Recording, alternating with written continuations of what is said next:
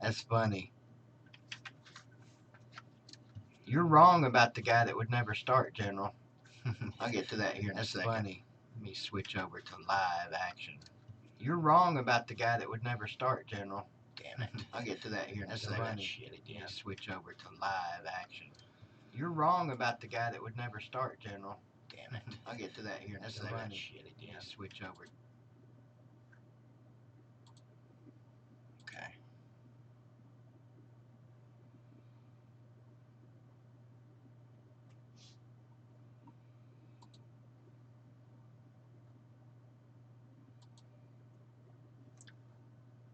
What's going on, boys and girls? Welcome to the postponed Sunday night live stream. So, yeah, we were going to postpone it. We did postpone it for 45 minutes. Been kind of a crazy last several days for me.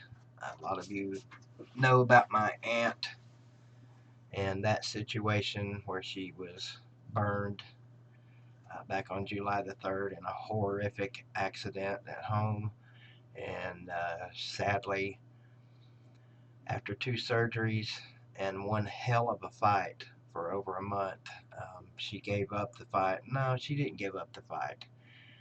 She went home last Thursday, and so it's been a trying week here. Carter may or may not join tonight. He's had a pretty rough weekend himself, but ultimately I decided I need to get on here and talk to my people. Of course, you guys know you're my people, and I miss you, so I had to get on here and talk to you. Maybe Carter will join, I'm not sure. If not, that's okay. I'm going to sit here and babble for, I don't know, 10, 20, 30 minutes, whatever my heart decides to babble. As always, this live stream brought to you by Everhart Transportation Incorporated on 1622 Industrial Road in Greenville. Anything you need done in the trucking industry, just about bet you they can do it. And Klein Everhart started this business in 1995 with 5 trucks, some money in his pocket, and a dream. And it's turned into one of the more impressive trucking industry stories around. And he's got a yard full of big, beautiful trucks, tractor trailers, as us old people call them. And he's ready to serve. And he does it quite well. And he's taking care of me, I know that. So, Klein, if you're watching, I can't thank you enough for everything you've done for the BBD TV effort. And good luck to your son this year, his senior year, as he prepares to go off to Marshall and wreak havoc up there in the MAC. Marshall is still in the MAC, aren't they, General? You'd be somebody to know that. So as I look in the chat section here, we got Chandler Davis. What's going on? Thank you. Youngblood, the General, Realistic One. Don't know that I've seen that name in here before. I could be wrong. I miss a lot of people in here. So thank you for the condolences there, Realistic One. Appreciate it a lot. Roland Marlin, Chad V, or Chad 5. Interesting. Is it Chad V or Chad 5? I'm going to go with Chad V. And my man Aaron Ross says he's tired. And else we got Michael David. What's going on, Michael? And a couple of thousand other people. You guys, 18 people are watching, and only 4 of you have hit that like button. So I'm going to have to get in here and smack some people around. I better not do that. You might not come back and visit me. So what do we want to talk about tonight? We want to talk about, what's up, Trey? Talk about anything you want to talk about. Before we get started talking about that, I should tell you that these t-shirts you're seeing up in the left-hand corner of this beautiful picture, those are the Billy Ratliff t-shirts, the play the Volunteer Roadshow's first t-shirt effort. And Billy will sign these t-shirts. If you order them, you can order them over at volunteerroadshow.com. Let me see, did I put the link in the description? I did not. Well, you can go over, you guys are all smart. You can figure out how to go to volunteerroadshow.com, and the instructions are on there. Make sure if you heard about it here, and put in promo code BVD. If you forget to, no big deal, because most of the money, if I'm not mistaken, is going to the Sam Strong campaign. And what a great campaign that is. It's to fight childhood leukemia. And we all know about Catfish's son Sam, who is in the fight with leukemia. What you got, Trebeck? What did I miss here? Tennessee's record at the end of the year. Oh, man, I tell you, I've gone back and forth on that one. I started at 7-5, and that's what I've been saying for most of these months. But to be honest with you,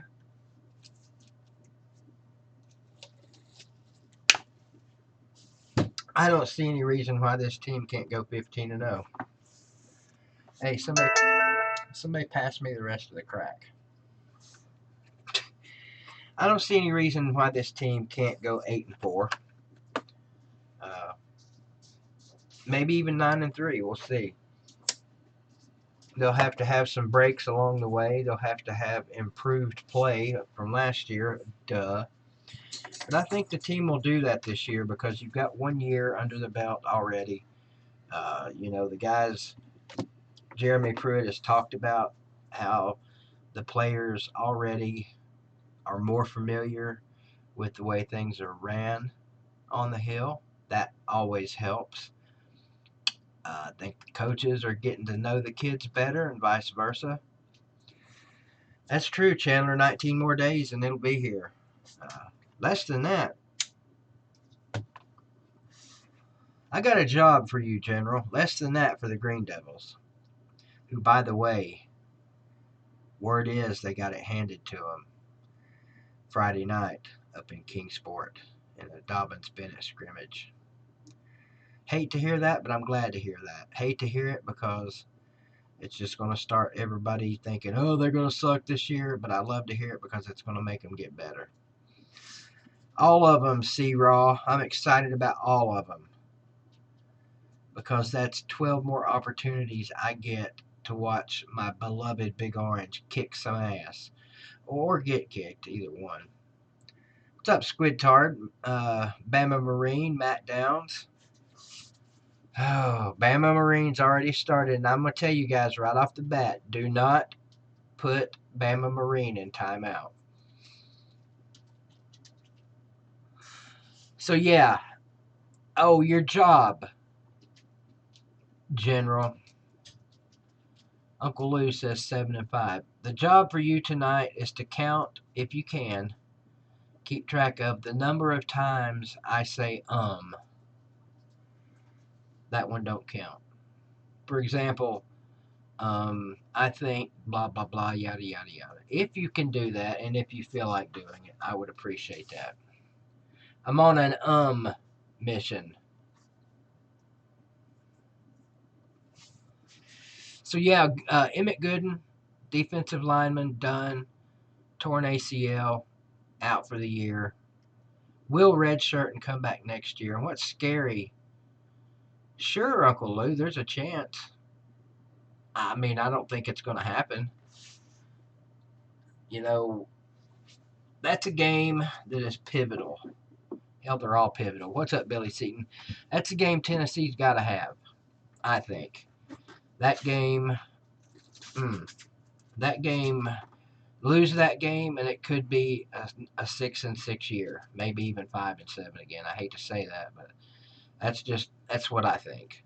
Win that game, 7-5 is almost a lock. 8-4 becomes an even greater possibility. And who knows? It could help. It could help the confidence going the rest of the way. Man, I'm having a hard time not saying it. Not saying, this one doesn't count, General. Having a hard time not saying That's a tough one. What's up, Trey?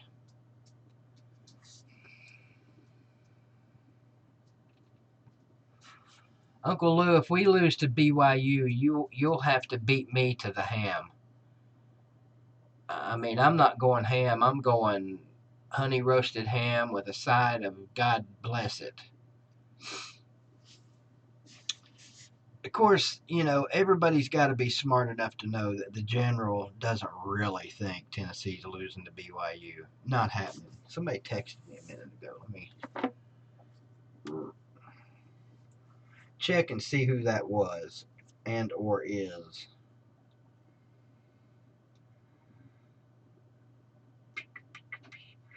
Okay, it was Bama Marine, I guess.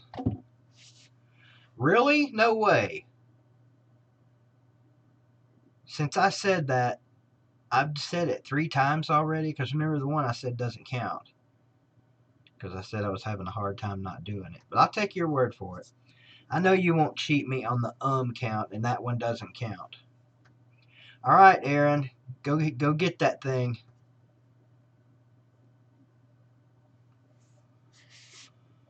Let's see here. Trying to read what's going on in the comments. Uncle Lou says Matt Vandy owns you. I don't know about that. Vandy owns a lot of people. Hang on a second.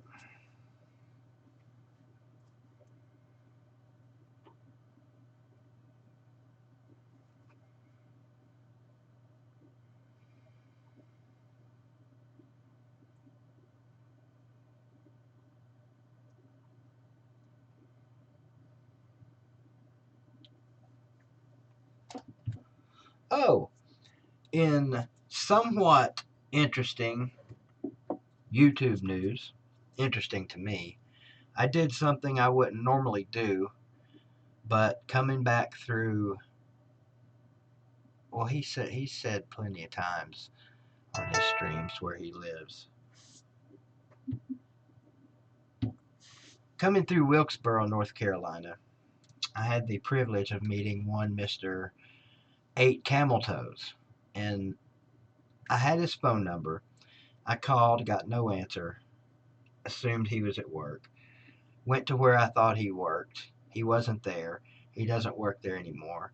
Somebody gave him up. One of his friends gave up his location, as in where he now works. So he told me where he works and gave me really good directions. And I went there and I went through all of the proper channels. I didn't just, stroll on into the place and start looking. Hey, does 8 Camel Toes work here? It wasn't like that. Uh-oh, we got a caller. This should be interesting. Let me finish my story, caller, and then I'll get to you. Okay? Okay. Yeah, you asshole. Anyway, so I go to the front office and I said, hey, is 8 I'm not going to say his real name. I'm going to say, hey, does 8 Camel Toes work here? Yeah. He's up on the hill in that building. I'm like, okay, that must be the psycho ward. So I went up to the top of the hill to that building, went into the office there and said, hey, does 8 Camel Toes work here? The lady looked at me and said, who the hell's 8 Camel Toes? I used his real name, obviously. And no way, General, you're cheating me on the count. That one doesn't count, by the way. So anyway, she said, I told her that I was a friend from out of town, was just stopping through, thought I might try and come see him at work. Not normally a good idea to do something like that, but given where he's working, I figured it was okay. So she took me back to where he was at in this building, at where he works, and I heard her go back through the door and say, hey, 8 Camel Toes, you got a visitor out here. And he walked out, and it was hilarious. He almost literally went, he was shocked. He's at work, and he says, "Hey, somebody's here to visit you," which he never gets visitors there. And he walks out, and damn, it's this fat, toothless dude that he knows, of course. And anyway, we spent, I don't know, 15, 20 minutes. It was a busy time for him there. 15, 20 minutes talking, chatting, and it was really nice. He's a really nice dude. He was nervous as shit. I could tell that, which that's fine, you know. No way, I did not say since then. Damn it. This is worse than I thought. So anyway, yeah, there I met Camel Toes. He's a great dude. I got a picture and made a short video with him, which I will put up. So there's that. So anyway, welcome to the world famous and enthralling BBD TV network, one Mr. Bama Marine. How's it going, Mr. Bama Marine? Oh man, we're doing good down here in Alabama, baby. I hear you. Do you prefer I use Bama Marine or your real name? Bama Marine would be all right with me. So you don't want me to call you asshole? No, you can call me asshole all you want to. That's fine. Okay, Hey, but since you were not having your typical calling tonight, I thought I would. There are some actual questions that I have. I don't know if you've been. I just didn't feel like typing it, so. And this actually goes to Lou too, because it actually involves Georgia. Okay. So, I'll stay off 2019 season of Mississippi State right now because I have my own opinion about that looking at y'all's schedule. But 2020 got announced for all SEC teams. And Auburn has pushed Georgia up into October. And Alabama, and basically every SEC team did this almost, where the week before rivalry week, we always play cupcakes. Well, they've changed it. Now we've got Texas A&M the week before Auburn in 2020. And Auburn has pushed Georgia because they were bitching about playing Georgia and Alabama back to back, has pushed Georgia all the way into October. And don't forget about Tennessee and Georgia all the way back to November. Yeah. So that's what I'm trying to get your thoughts on the cupcake week being moved, and then seeing what Lou thought about Auburn and Georgia playing earlier in the year now. I don't know if you heard that, Uncle Lou. If you could answer that question in the comments, that would be great. Actually, let me look at my other phone here at this highly technologically advanced setup I've got here. 2 phones and a microphone. Pretty cool, huh? I think I like it in some ways.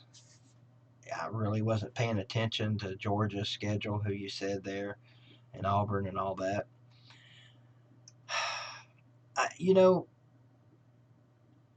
I don't know what to say about it. I'm glad that we played Georgia in November for a change. Give us a chance to maybe get a little bit better before we play them. And there's no way General's fucking me, Blake. He's fucking me on this count. Damn it. Anyway, I lost my train of thought there and I fucked up, and it's been one of those kind of weekends. I don't see an answer from Uncle Lou yet. Well, I saw Chandler. Now, Chandler, Auburn was crying about it because Auburn and Georgia Auburn and Alabama. I'm sorry, Georgia and Alabama on Auburn's schedule was on the same home away. So at the end of the year, they always played Georgia away and then turned around and played Alabama away. So they were bitching about it because the last 2 games of the year, they had 2 SEC, 2 rivalries back to back, and they were both away or both at home. Which the year that they've got them at home, they're not bitching about it. But Lou did a little video about it. So Lou apparently did a video about it. That's what Russ says. I just hadn't seen it. Well, Georgia's going to bitch about something every year. Schedule related. It was Auburn the one that was bitching about it. Oh, okay. My bad. I mean, the rivalry week looking at ours, we got two. So our last 4 games of 2020 since they moved it is we play at LSU, come back home to play UT Martin, play at home against Texas A&M, and then at home against Auburn. That's a pretty rough home stretch there, isn't it? Even for you guys. Martin, I'm not worried about it. It's the week. I mean, there's no bye week. So our bye week is last week of October after we play Auburn. We always take a bye before LSU. But we got 2 LSU, then home against UT Martin, home against Texas A&M, and then home against Auburn. Well, I mean, I don't mind it. I prefer, because I go to all the games. Yeah, I don't. I mean, granted, it's not but a 45-minute drive to Tuscaloosa just to watch us play UT Chattanooga, but yeah, it's over and done in the first quarter. I'm already out, halftime. I'm out of the stadium on the Strip. Not intoxicated either, right? Not at all. Nothing but hydration, H2O. As I pull up Tennessee's football schedule for 2020, slowly with my fingers that hardly work anymore. I mean, all the SEC did it. It's not like we got rid of Cupcake Weekend. Yeah, I know. We took Cupcake Weekend and moved it up a week. Everybody's football schedule is jacked up, compared to normalcy. I do want to clear one thing up for Alabama fans. Where it says bye week on your schedule, just so you guys know this, that doesn't mean that's the week that you guys go out and buy players. Okay, you do know that, right? Okay. Oh, we don't buy anybody. That's the week that Tennessee is guaranteed a non-loss. And we get 2 of those. Or no, we don't next year, do we? Well, they said I bet Georgia could beat Graham. Well, we have 2 bye weeks this year, correct? What, for 2019? Yeah. Do we not? I thought everybody had 2 bye weeks. I don't think we do. Let me look. I might be wrong. That's happened once or twice in the last 5 minutes, in fact. Okay, so here we go. Here's no, we only got one. We got a week. We're off between Ole Miss and A&M. And then Florida and Georgia. You know what? You're right. We do. Yeah, we do. We have a week off before LSU. We got one between Florida and Georgia, and then the real critical one, we got a week off between Kentucky and Missouri. 2 teams that are much tougher than Florida and Georgia. I mean, I'm joking, obviously, but it seems that way sometimes. Yeah, I see that, Chandler. Back to what I was looking at for next year, for 2020. Does not count as an by the way, General. It's 2 different words. Do you know what? Were you listening, Marine? What's going on with the count? Yeah, because you say it like 50 times every 2 minutes. Yeah. Everybody has their little thing, that they do all the time. Most young people nowadays, it's like, I'm looking at Tennessee's schedule for next year, and there's only 1 bye week, and it comes in between South Carolina and Alabama, and that's really cool because that gives us an extra week to A, celebrate the victory over South Carolina, and B, prepare the party for the victory over Alabama. So, you know what I'm saying, man? Well, here's my problem, and I know I keep joking in chat about y'all losing to BYU, and I know it's a joke to me. The game's at Bryant Denny North, so I wouldn't expect a loss. And y'all got, 6 o'clock ESPN kickoff? But the stretch y'all hit right in between, granted, you get a week off before you play Georgia. So you go to Florida, you get a week off, you play Georgia at home, then you turn around and play Mississippi State at home, and then the next week you go to Alabama. Mm-hmm.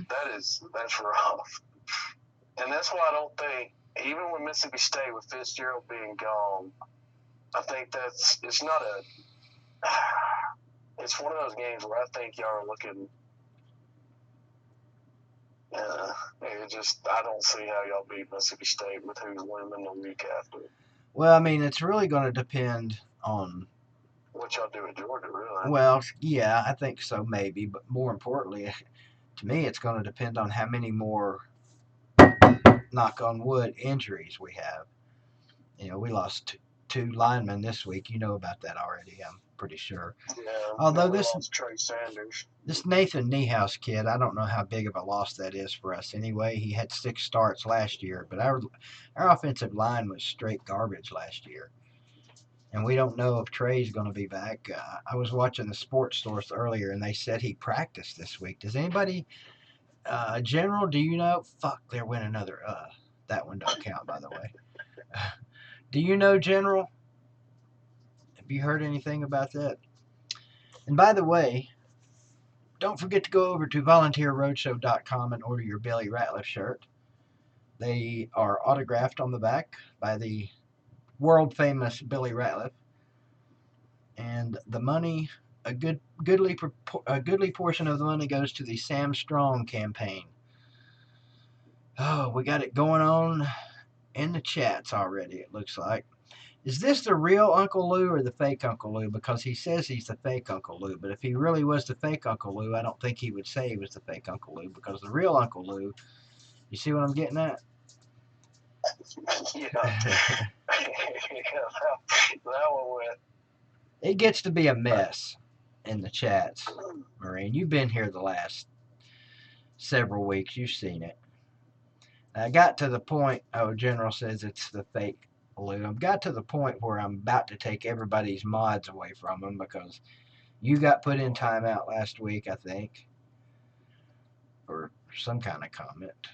Okay, and this fake Uncle Lou guy's already getting messages deleted. What No, the hell? Somebody banned me last week, and I don't think they understood. They didn't take it. They took it seriously when I was all back and forth last week. Mm-hmm. Well, I don't understand my sarcasm in it. That's why I got on everybody. Not got on everybody, but excuse me. Told everybody to leave you alone. What's up, Mullins? Did you just get here, Mullins? Mullins is my boy. He was in the 8 Camel Toes stream last night, I believe.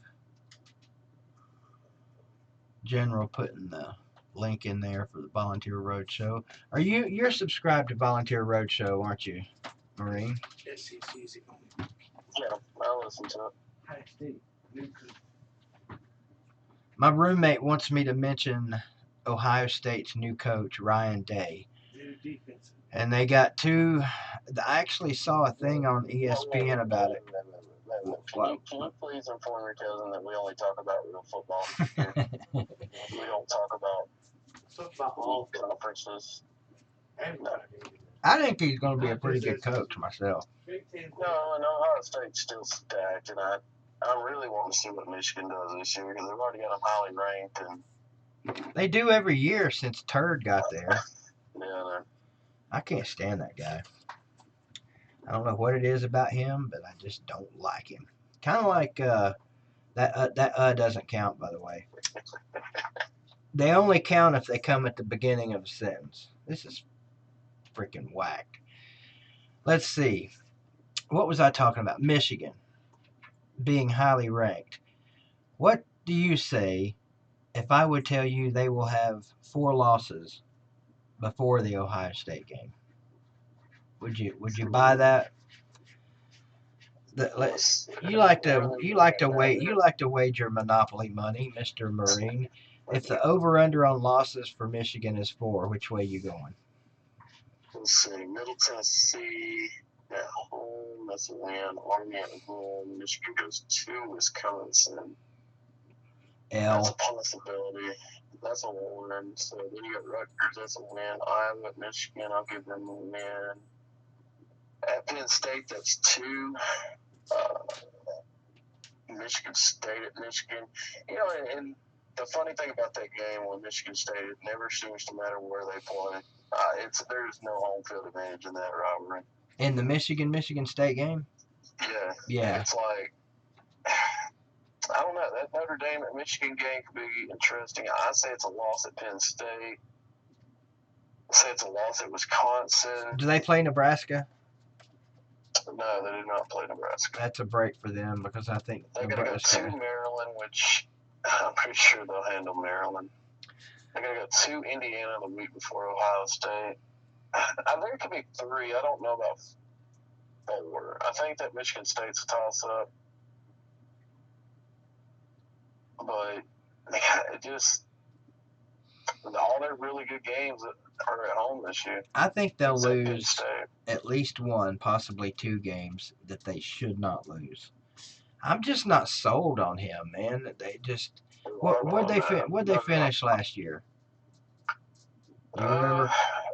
I mean, granted, I know he did a great job at San Francisco. I think, if I remember correctly, I could even be wrong about that. Oh, the 49ers, yeah. I mean, it was great at the 49ers. Damn it! I did not say it, General. You're giving me fake ones. See, he just gave me another one. I did not say it. I said, "Damn it," and he gives me one. You're fired, General. Give me somebody else to take over the count. Oh man, they went 10-3 last year. See, one in the conference. OSU smashed them, didn't they? And no, that was 2 years. No, they lost to Florida. No, Florida beat the shit out of them. Yeah, Florida stroked them. Yeah. They lost at the beginning of the year to Notre Dame. They lost to Ohio State, got smacked by Ohio State, and then got smacked in the bowl game against Florida. But I mean, other teams that they actually handled who they were supposed to handle. Western Michigan, SMU, they beat the dog shit out of Nebraska.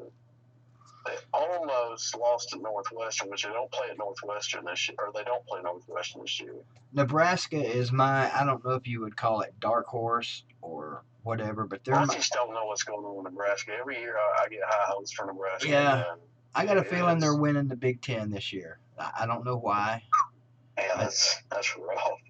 That's a huge step. It is. But I don't know. I just got to. No way! Are you sure you're counting? You This is getting on my nerves. I'm gonna tell you though, Florida is my dark horse this year. I fully expect to see Florida coming off that beat down of Michigan.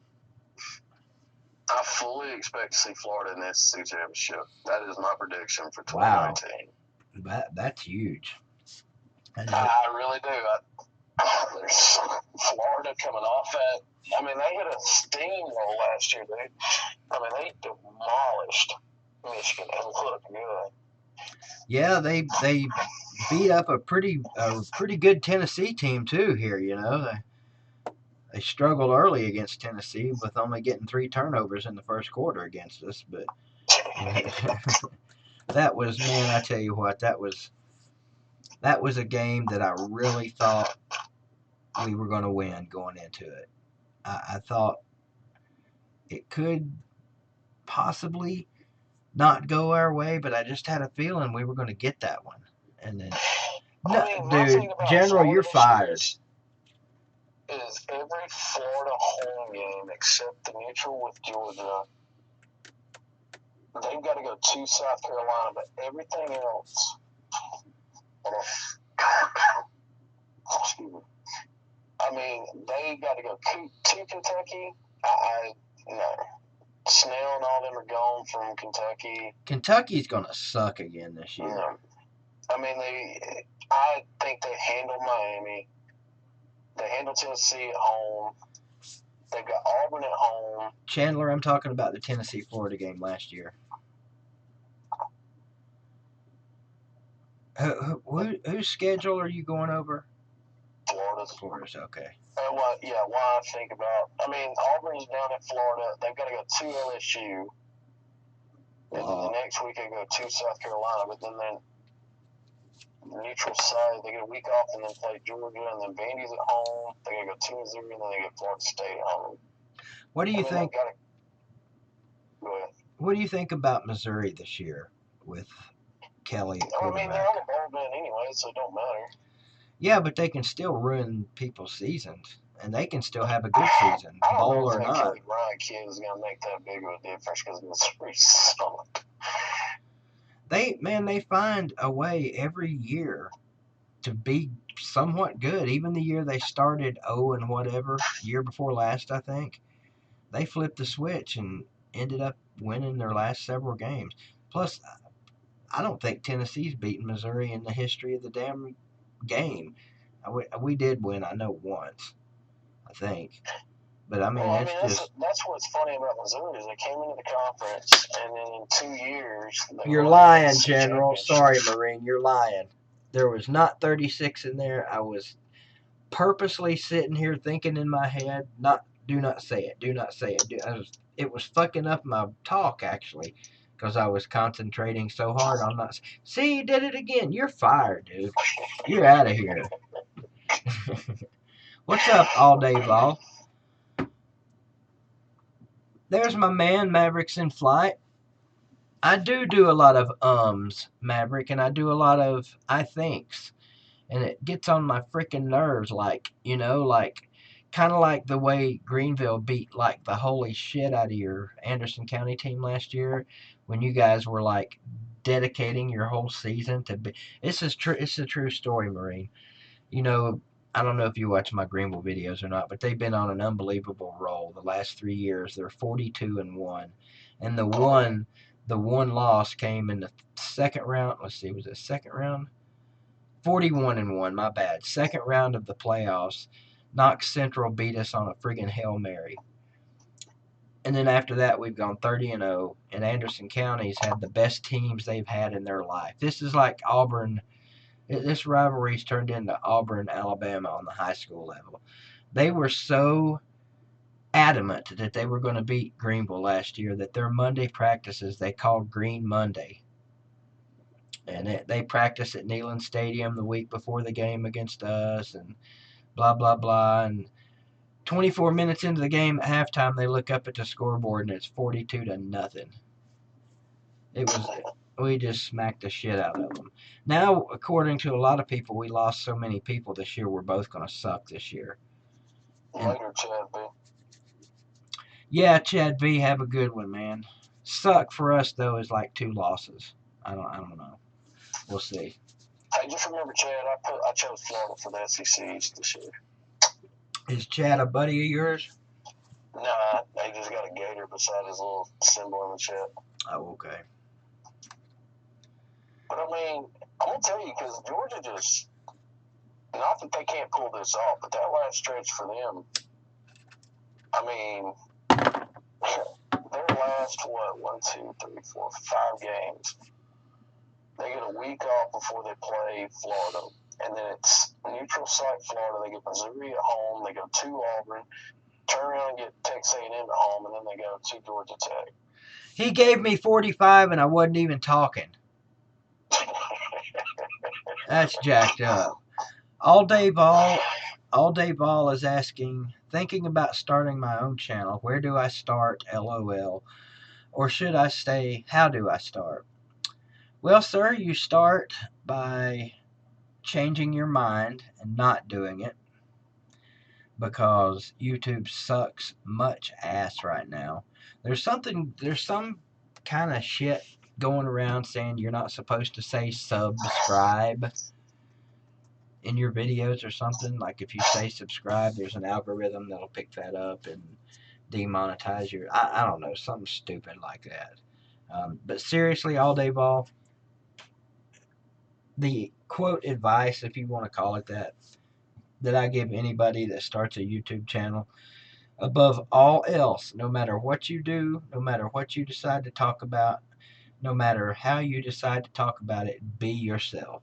That's straight up. Just however you are in real life, be that way making your videos. So that answers a lot of questions. That means yes, Uncle Lou in real life is a fucking asshole.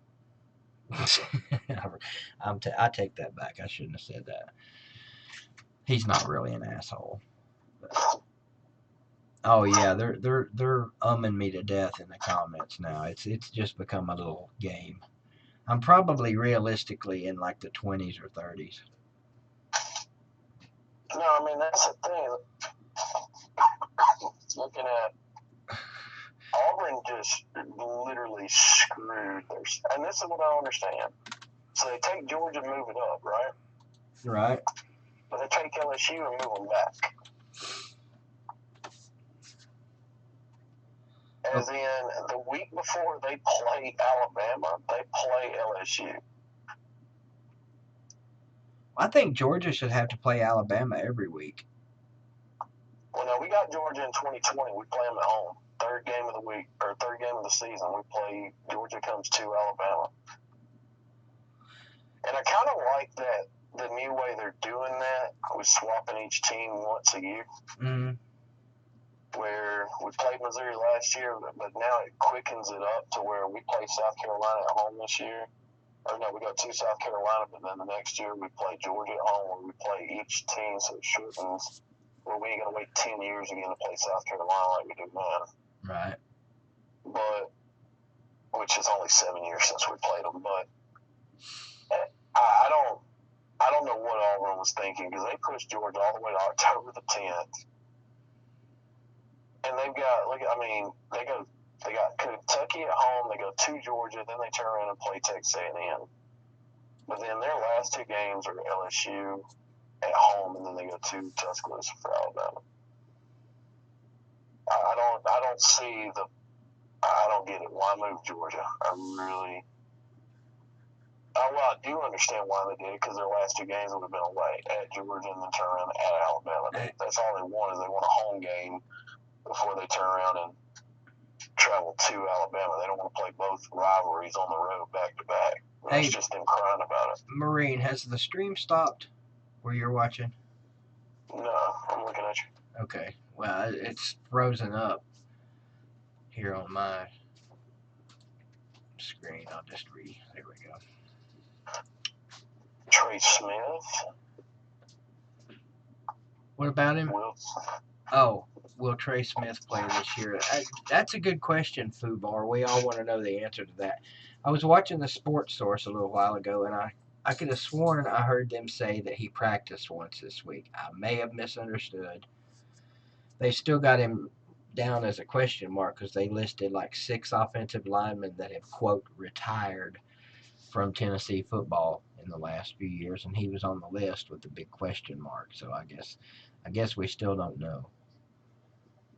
And how good could he really be if he's got that in the back of his mind, thinking about the blood clots? I mean, is he really going to be able to give it full effort? I mean, maybe so. Maybe football's what he needs to get his mind off of his health issues. Okay, we got a caller here, Marine. I'm gonna let you talk to this guy. What's going on, General?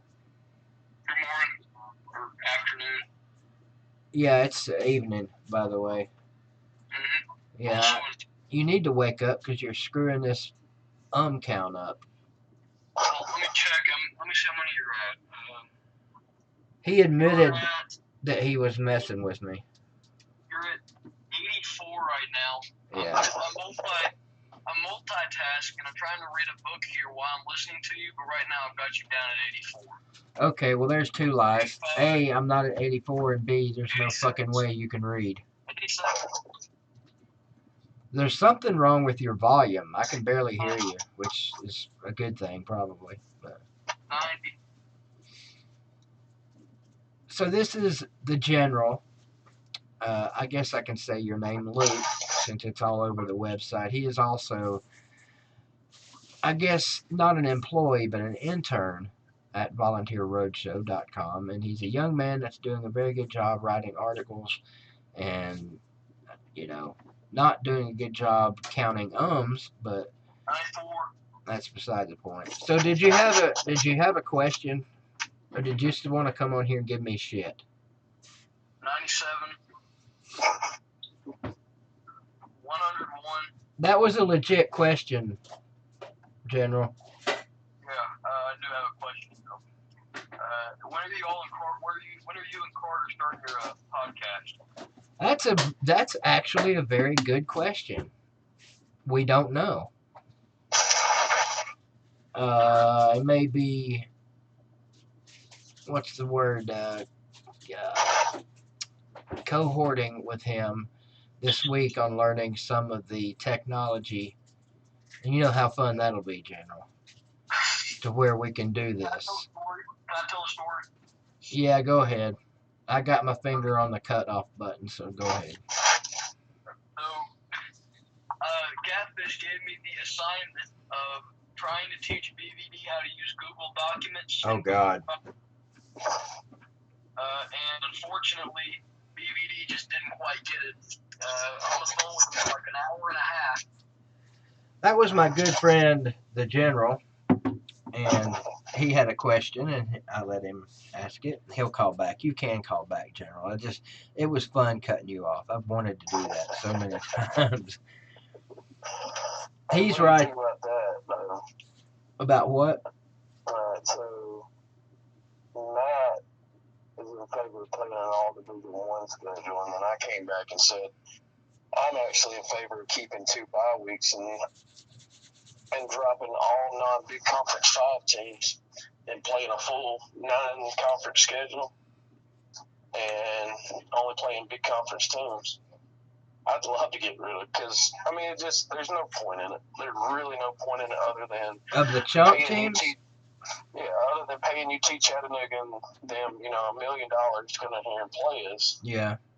And then Saban and everybody gets pissed off because the stadium's empty at halftime. Well, I can see both sides of that argument. I mean, yeah, you don't want to. I mean, granted. Especially if it's an in-state school. Do you guys play any small in-state schools? No, that's the thing, though. I mean, other than Auburn playing Sanford, Alabama will never play UAB. They'll never play Troy either, will they? Hell no, because it's going to be that one. Because they'll luck up and beat us. And the last thing that Alabama wants to do is lose to UAB. That ain't happening, man. No, it won't happen, but I mean, UAB, look at what they've done. They beat Mississippi State. They beat LSU in LSU. Yeah, they come up here this year, and the last time they came to Knoxville, they should have won. Yeah, we had to go to. Do you remember that? We had to go to overtime to beat them. What in the hell is that? Y'all still lost at Appalachian State game, though. God, lost to who? Appalachian State. Who? No, I mean seriously, who? Who are you talking about? Appalachian State. I don't know. Who the hell is Appalachian State? Are you kidding me? No. We almost lost to a team called Appalachian State. Oh, okay. So let me put the Tennessee slang on that. That's not the Tennessee slang, son. That's what they call it. App State. How about that? I'll just abbreviate it. That's fine. I'll allow that. Go ahead, caller. I would prefer to drop the non-conference FBS schools. Yeah. And just play 9 conference games, keep 2 bye weeks, and just play it all out. Just let the big dogs play. Let the big dogs. You're going to get big non-conference games. Now, granted, Miami backed out playing us in 2019 and bumped us to 2021 because they wanted to play Florida. I'm not too excited about going to Atlanta and watching Duke. But at the same time, it's Power 5 conference thing. I cut you off, General. I actually didn't cut you off. I took you off speakerphone. Sorry about that. At least I didn't hang up on you. Am I back? Yeah, you're back. Let me finish up with Marine here. I see what you're saying, and I would like to see maybe 9 conference games. I don't know if you mentioned that in there or not. Yeah, no, I'm all for 9 conference but games. Not until we get better. Until it benefits Tennessee. We need about 6 of those Appalachian State. Well, no, fuck them. They almost beat us. We need 6 Tennessee Chattanoogas. Well, I mean, it's not like Tennessee and the SEC teams haven't been venturing out playing. I mean, look at Auburn's going to play Oregon. Tennessee's played Oregon. Alabama's played a slew. I mean, we're playing always talks Oklahoma next year again. Yeah, I mean, it's not like SEC shying away from playing these. We're already basically doing it. Yeah, you It's guys do just- play Duke this year, and I mean, in years past that would be a joke, and it probably will be this year too. But Duke has been better since Cut got there.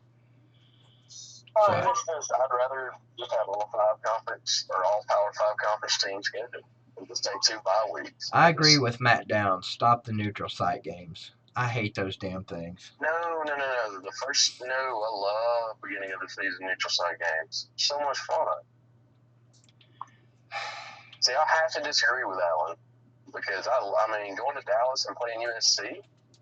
I mean, granted that we have set up a lot of. I mean, it's future like 2025 and stuff with Wisconsin and Notre Dame and Texas. We're playing back and forth home and aways. Mm-hmm. But I love the beginning of this. I mean, neutral site first of the year, love it. I guess I was thinking more along the lines of. I was thinking something totally different. I was thinking like sometimes when Tennessee plays. I mean, it's been a long time. Plays Ole Miss like over in Memphis. No, get rid of those. No, Yeah, I get what you're talking about. Neutral, other than Georgia and Florida, no, nothing else should be General. site. I cut General off, so I'm gonna go take myself a personal break and let you guys talk as soon as I get my highly technologically advanced phone system set up here to where you can both talk. General, you're gonna have to speak up, buddy. But Okay. oh shit, I actually did cut him off that time. I did. That was an accident. Call back, General. Gosh, I hate that. There we go. So are you there? Well, no, I mean, we don't want to play Citadel. No, I don't want to play Citadel. I don't want to play UAB. Talk to General for a second there, Marine. All right, what you got? General. Yeah. Go. That Marine said, what you got? Oh, sorry. Didn't hear. Okay. Is this the Bama Marine? You're the Bama fan, right? No, he's the Texas fan. That's a great way to start. You know what I meant. Is he the one that was the annoying one in the comments? That was triggering people? Or trolling people? Yeah, I always troll in chat. It's just chat. Everybody takes chat too seriously. Yep. Alright, so tell me, Bama Marine, when, if ever, do you think Tennessee will be able to compete with Alabama again? Good question. Good question. I mean, it is a good question. I don't know. I don't know if it's going to be Tennessee getting to that level of competing with us or Alabama just having, dropping down and becoming a mediocre SEC team. I mean, I'd love to see it. But me and BBD have always had this conversation of it always seems like Tennessee gets on a run and Alabama sucks. And then it turns around and Alabama gets good and Tennessee blows it out their ass and sucks again. It's always been that way in this rivalry. But, I mean, yeah, it's not fun driving up to Tennessee. I love going to Tennessee. I really do. I love going to Neyland Stadium. It's a fun atmosphere. But, I mean, yeah, losing or beating Tennessee 45-17 almost every year is just it's not fun. Well, I'm just going to go ahead and say Tennessee beating Alabama 45-17 is fun. But, it's been since 1995. I think that was pretty close to the score. Go ahead, General. Yeah. BVD? Yeah. Were my ears deceiving me, or did you call me an intern earlier? I did. That's very hurtful that you would use that choice of words. That's what Catfish called you? As a joke. It's not like a intern.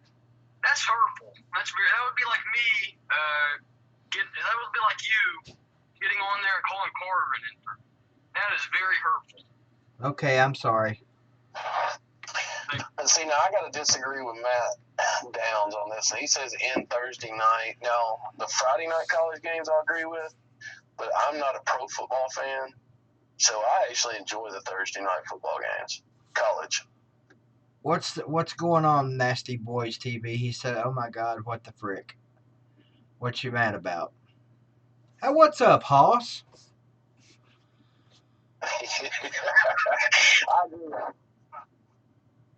About time I let Bama Marine have some airtime. My ass.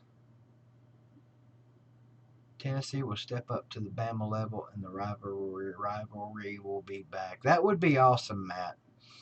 Good evening, Dean Wilcox. What are you the dean of? Which school? Dean Wilcox. Wasn't there a Dean Wilcox in one of those movies? Does that ring a bell to you, Marine? Did I lose Marine? No, I'm here. Okay, you still with me? I'm reading this. Nick, he said when Nick Saban leaves is when Tennessee challenges Bama. And see,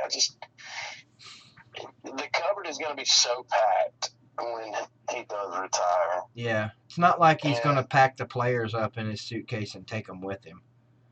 No, I mean it'll be a transition year depending on who takes over, but Dabo. But you know, what's up, Flint?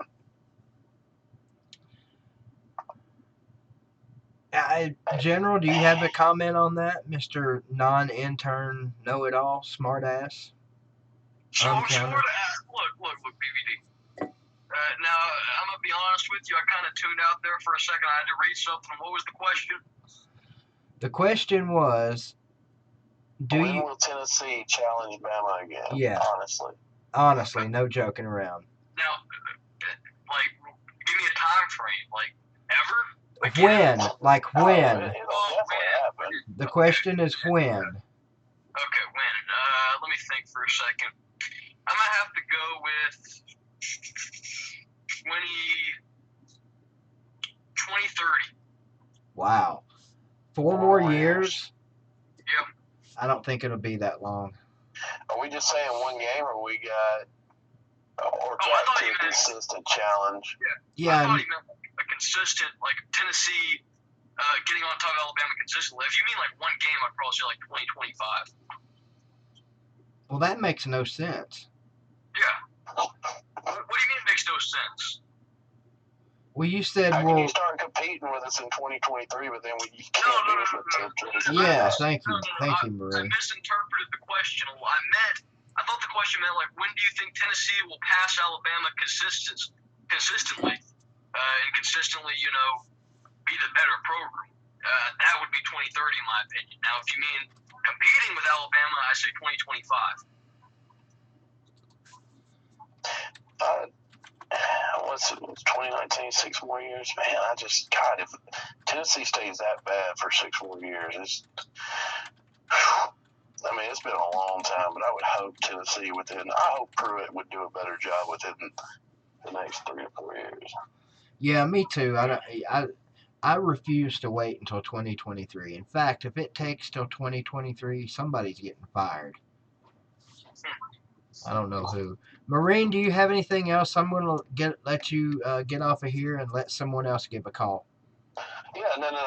I appreciate you letting me go. No. Marine. I'm sorry. Not you. I meant General. Reason being, you're on my personal line, and I'm not giving that number out.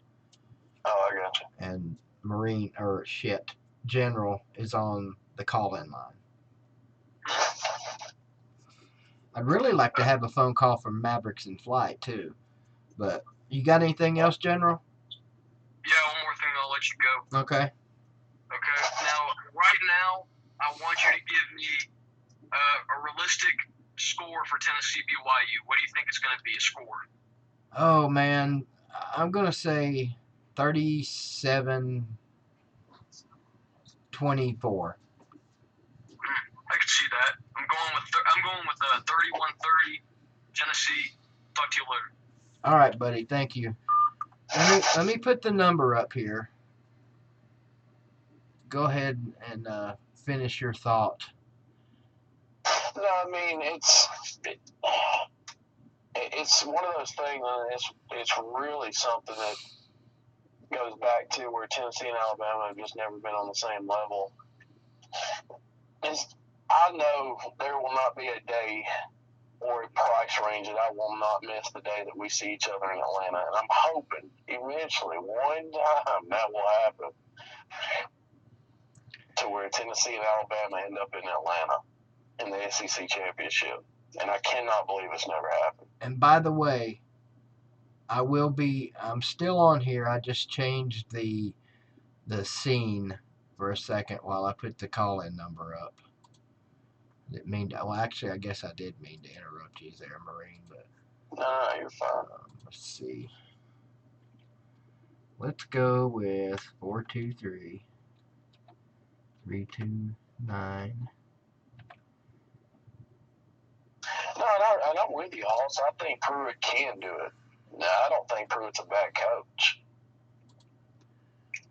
Yeah, but it is a legit question. You know? Well, I mean, can Pruitt do it? I mean, he's not.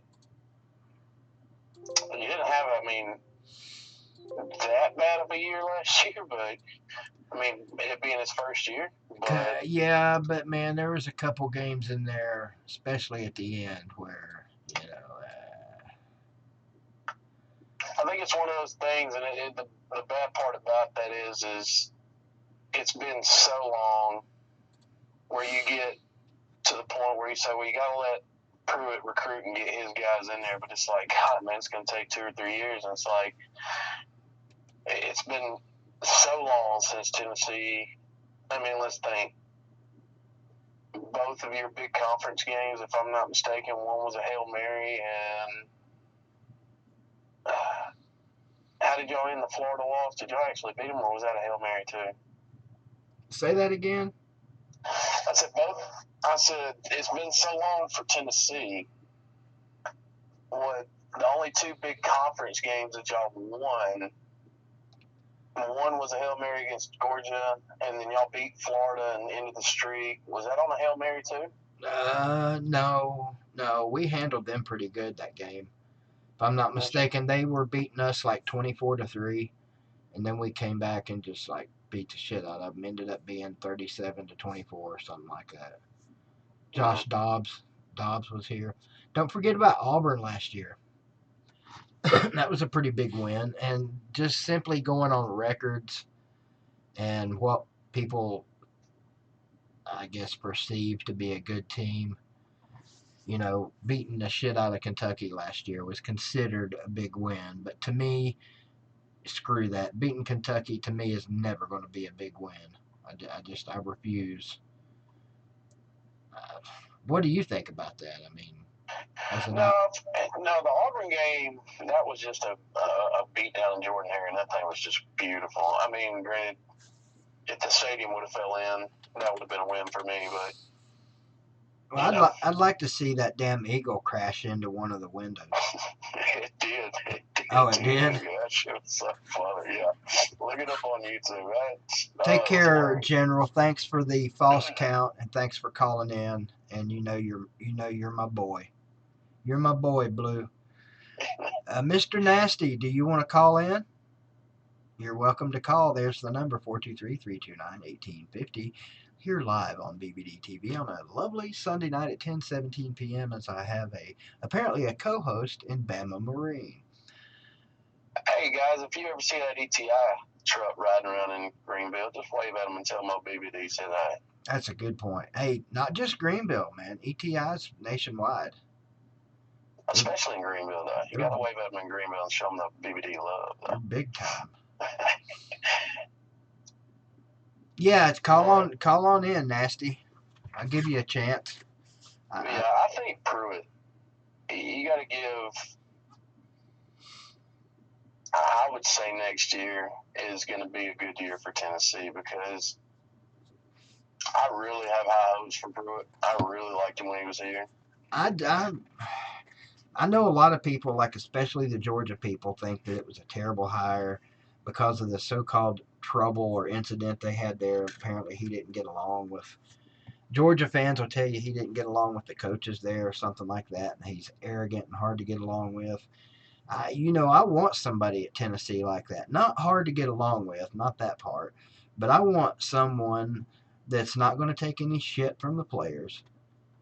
It's not going to be, I mean, I guess you got to be a yes man to some point to the AD, but not somebody that's just going to be a jerk off like Butch Jones and say what he thinks people wants to hear, and not be a nutcase. Freaking don't even know what you'd call Derek Dooley.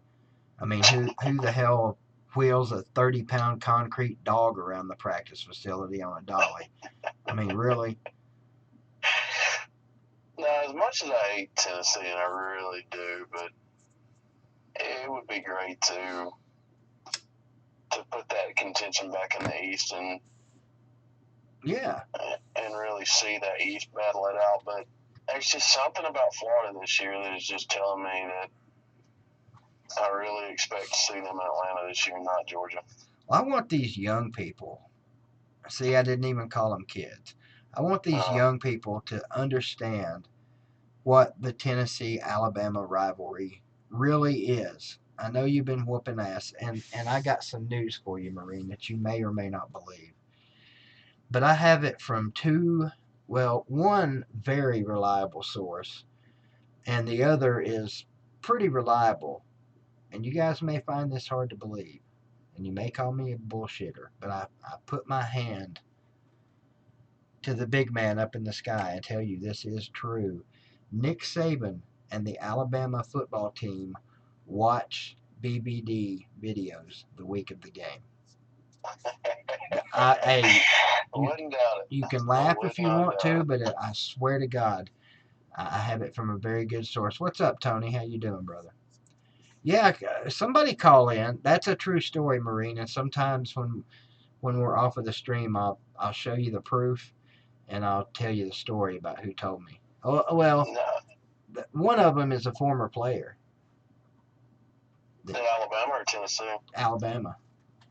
Well, now, not to put too much out there on my side as well. Now, you remember when I was in school there, I was friends with a player on the team, and the famous video, the Kiffin Block, was played the year after, and it was being played in the dorm rooms the week of the Tennessee game before they took off. But now that was just players putting it on TVs and YouTubing it and showing it. But yeah, I do remember them talking about one night we were hanging out after the season, and they were talking about just laughing because I was watching a video on my phone, and I can't remember which. I think it was an off-season video you did, and I was showing a couple of my friends and the guys that video, and they were like, "Oh, is that same dude?" And I said, "What same dude?" They said, "Man, ain't that dude that was in that orange jumpsuit?" Orange we were watching it in the dorm, and I was like, "What?" And then they pulled it up. I said, "Yep." I said, "That's the same guy." Mavs in flight, don't get off of here. I want to show you something. I don't think I've ever shown this on here because I'm almost embarrassed to have it, but I'm also very proud to have it. Hang on one second. Talk him up, Marine. I'll be right back. Oh, what do you want me to talk to him about? Anything. No, I don't care. Anything? Other than the Vols losing 2 linemen? Whatever you want to talk about. Oh, well, I've already challenged the whole conference in here to quit riding our coattails and actually win something. I mean, Florida actually did beat Michigan, so got to give them that. Lou's not in here, and then Downs has got. How are we losing to Texas A&M? Not happening. And I will be at that game too. I'm going to College Station. It will not happen. I got a caller on the line here. Is this Matt? Hello? Hello? Who we got? Nasty. What's going on, Nasty? Not much, man. What you got for me, man? Break it down for us. I was just wondering, what do you think Tennessee's going to do this year, football-wise? I've said all year, or all off season, that I think 7-5, but I've raised it to 8-4. I think this team can go 8-4. And it's going to take some not luck, but it's gonna it's gonna take beating at least one team. I think that generally speaking, people are gonna say that Tennessee won't beat, and that one Like team could be their Mississippi first three State. games are pretty easy, I think. Honestly, their first three games. Yeah, our non-conference games are pie. I say for BYU. We got Florida, Georgia. I mean, there's a bunch of SEC teams stacked this year. I heard Texas A&M, Jimbo Fisher, they're stacked this year. I mean, the whole SEC stacked this year. Mm-hmm. So, I mean, yeah, even Missouri, you got Kelly Bryant. Kelly Bryant went to Missouri, so I mean, they're gonna be good this year too. They got a good QB. We'll see. Jury's still out on that one. Stay on the line here, Nasty. I want to show Mavs and Fly and everybody else something. This doesn't prove anything, okay? But this was given to me from a guy that used to work security from Alabama. And the guy, I heard him talking to Nick Saban on his phone one night. So he wasn't bullshitting. At first, I thought when he was telling me this story, I thought he was bullshitting me. But he showed me Saban's number, and I heard him talking to the man one night. But this football right here, let's see if it comes up, was given to me from Nick Saban. That's pretty cool. Why else in the world would I have a fucking Alabama football with his signature on it? Because you lost the 10-year bet that I made with you, and you have to keep it there until I get it back. Fuck that. I'll sell it to you. You sell me? I've got like 5 of those things. I've already had 2 offers on it, but I'm not, because the day may come. Supposedly next year, this guy is going to take me with him down to the hotel, to the airport, to meet Saban and the team. I could give a shit less about meeting the team, and so we'll see. That will tell me a lot about the truth of that. But the other guy, he was a former player, so there you go. Yeah. Anyway, you got anything else for me, Nasty? Love the name, by the way. Yeah, that's all, man. You Hey, Nasty, I appreciate the call in, man. Yeah, the first video I ever watched at BVD is when we were about to beat. It was Nick Saban's first year. Yeah, his only year, I think, coaching for Tennessee. And we were about to hit a field goal to beat Alabama at Alabama, and then he blocked the thing, and then PVD got off pissed. I think it's the first video I've ever watched. Yeah, I think famous video. Everybody's seen that one. I think it's an Alabama fan on here. You got anything else you want to talk about, Nasty? We're not on any kind of time limit here. If you got something you want to talk about. What else? How about our offensive line this year? What do you think? You think he's gonna get more protection this year than QB? Man, if we don't, that poor kid's gonna get killed. And I heard the funniest thing the other day. And you guys tell me if you think this is funny or not. I think it might have been ESPN or SEC TV.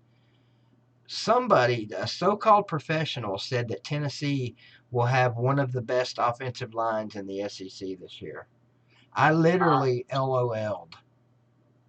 No, Alabama, man, they're always stacked. Alabama, you got Georgia, you got Florida. Now, granted, the guy hadn't smoked all of his crack yet, and he didn't say the best. He just said one of the best.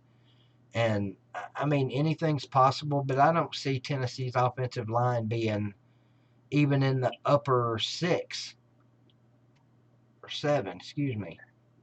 What do you think our winnable games are this year with the tough teams, or winnable games? Mississippi State, of course. Yeah. Florida's winnable, I think. But I don't know, man. It's tough to play in. Kentucky's winnable. Man, that's a W. Just go ahead and mark that one down. Missouri, that's gonna be a tough game, Missouri. And damn it, I hate to say it, but Vanderbilt. I mean, you have to say that they're going to be a tough game because we've lost to them 5 out of 7 years. My God, I never thought I'd say that. We just let you go to a bowl game and we didn't. Yeah, we lost our last 2 games last year. We had to win 1 game and couldn't do it. We're playing BYU. I've never BYU. I mean, aren't they always good at football? I'm not going to say always. What do you think about that, Marine? I mean, they're historically a pretty good football team. Oh, they're always at least 500 or better. I mean, they're not a pushover team. They have a national championship in my lifetime. They do. Granted, I'm gonna tell you that very questionable one. UAB came back last year, won their conference, and I'm gonna tell you that UAB game is not gonna be a sleepover by any means. I agree. They still got that quarterback that was really good. Because they took a lot of transfers from a lot of schools, got a bunch of NCAA passes to get some kids on campus and get the football program back. And I mean, UAB. I mean, granted, I don't expect UAB to beat Tennessee at home, but at the same time, that's not a game you can definitely overlook. Ryan Strick in the comments. You watch your mouth, young man. I'm coming. I may be coming to Farragut Friday. Actually, no, I'm not. I'm going to miss the second Greenville scrimmage because my aunt's memorial is Friday, so I won't be able to make the scrimmage. I'm sure that just breaks everybody's hearts. Are you still in here, Tony Lane? Fubar, what's going on? This question's for Alabama. What's his name? Alabama? Bama Marine. Bama Marine. What do you think about Jalen Hurts going to Oklahoma? You know what? If you talk to any Bama fan that has anything bad to say about Jalen Hurts, I mean, at least he stayed. Unlike Kelly Bryant, which left, and Dabo Swinney didn't give him a championship ring because he left. He didn't care about the team, but Jalen Hurts stayed. At least he stayed. No, I wouldn't have cared if Jalen Hurts would have went Tennessee, Auburn, Florida State. I don't care where Jalen Hurts would have been. That kid has earned the most of respect from every Alabama fan. And I mean, like I said, if he would have went to Auburn, you know what? When he was on the field, I would have cheered for him. You know, It's 100%. It's to 100%. Yeah, from all the reports and practice and everything, he's been without knee braces and everything. So, Tua is. I mean, I would love to have Jalen again, but that's going to be our weak point. Is if Tua does go down, it's either little Tua or Paul W. Bryant. Or Paul Bryant's great grandson, so we're weak there. We just got to keep Tua happy and keep him healthy. I saw that Matt Downs. Jalen Hurd had 2 touchdowns last night. And what's up, by the way, to Scottzilla? And I think somebody was talking to Vodka. So if you're in here, Vodka, what's up with you? How you doing? Hey, you probably know this, Marine. Did you know that Greenville has a football player that's going to Tennessee next year? Yeah, I heard you talking about it last week, and then you had the pictures up in your recruiting, which is really cool. That's huge, man. Having a hometown boy that you'll be able to follow for another 4 years is pretty cool. Yeah, the last Greenville player that went to Tennessee, it didn't work out too good for him. Dustin Moore. Billy Ratliff remembers him. He's talked about him before. It was 96, I believe, that Dustin went there. He went there as a tight end, man, and this dude would have been all-world Marine. I mean, he had receiver speed and tight end size, but he just got himself in trouble and got kicked off the team, and he still ended up getting either drafted or a free agent contract. Don't quote me on this. I believe it was with the Packers. So he got in the NFL briefly, but I don't think he ever played because I think the trouble followed him, or Dustin Moore, man. I know you're not watching, but by some miracle, if you are, he's been a coach on the first Greenville team that went to a state championship. He had everything going back in his favor, and I don't know what happened. So just one of those kids. Of course, he's a full-blown adult now, but one of those kids at the time that just couldn't stay out of trouble. And this Will Albright, who is going to Tennessee next year, will not be one of those kids. Makes great grades. He's a great kid, and he'll be a 4-year starter. He may not start his first year because he was telling me he's a long snapper. And the guy that's there this year, I think, will be there for one more year. But anyway, sorry, I don't know what made me think of that.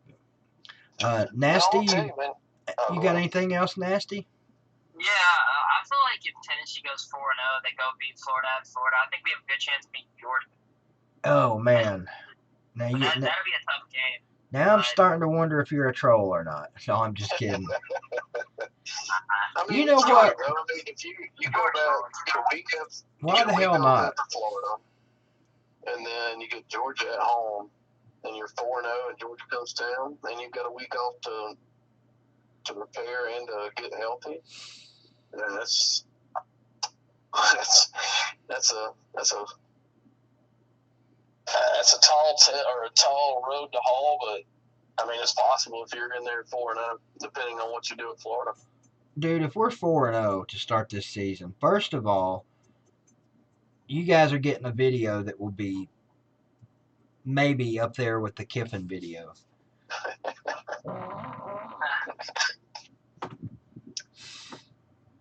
What do you think? What's up, Dwayne? Loss for their schedule this year, like guaranteed losses. Hey, I know Alabama's a one. Think anybody else? I'm not saying anything's a guaranteed loss, not even Alabama. Fuck that. I know what you're saying. I know what you're saying. I get it. When Josh Dobbs, we were at Alabama and we were beating them, and they came back and won like 17-14. It was. Yes, I was there. That's the game where I actually went outside and puked on the way back to the car. That game made me so sick. I told you that, didn't I, Marine? What was that? The Derrick Henry game? It's the game where we led the whole game, pretty much. It was a close game. Henry, yeah. Your fans made me so sick before that game, man. No, dude, I'm serious. I was sitting there, me and Lawtide, and I was just listening to all your fans sitting around me talking about how great Derrick Henry was, how many yards. They were all discussing if he was going to get over 200 yards or not. And a couple of these kids, I was like, man, we're just so good. You know, I can't believe how good we are. And I was thinking, is this asshole really sitting there saying that? I mean, so you can imagine what was going through my head when we're up 14-10 or whatever it is, with 2 or 3 minutes to go, whatever it was. I mean, yeah, and that's my big thing about going to South Carolina this year is, you know, I was there in 2012. Oh, you got bad memories, don't you? Yeah, that was the quickest I've ever. And no joke, we've lost to LSU, packed up the RV, went back to New Orleans, and just got out of Baton Rouge. I've never seen my uncle pack up an RV and say we're going home. And I was like, dude. I was like, what do you mean going home? He's like, no, we're packing up. We're going to check out the hotel. We are going home. And just going up there this year, they are going. They have. You guys are going to murder them. They don't play South Carolina every year. But that 2012, there was some. That fan base really surprised me how little. I did not get along with many South Carolina fans. Really? And that was before the game at all. That's surprising to me because every encounter I've had with South Carolina fans has always been good because all the time I've never seen us lose to South Carolina ever. Every game I've ever been to, we won. Even the few years ago when we beat them on a field goal at the end of the game. That's the game where I had a pretty good video. I was so excited. And didn't we lose to South Carolina last year? Yeah. Yeah, we did. On a field goal, right? That Bama game where they beat you guys, I'll never forget that because I had went to the Georgia game, and it was Aaron Murray's first game, I think, and they just freaking totally shellacked us, like 42 to something. It was bad. So I was driving home, and I'm the type of dude when I'm on a long trip like that, I don't listen to music. I listen to talk radio or, you know, if it's football season, I'll find some kind of football game to listen to.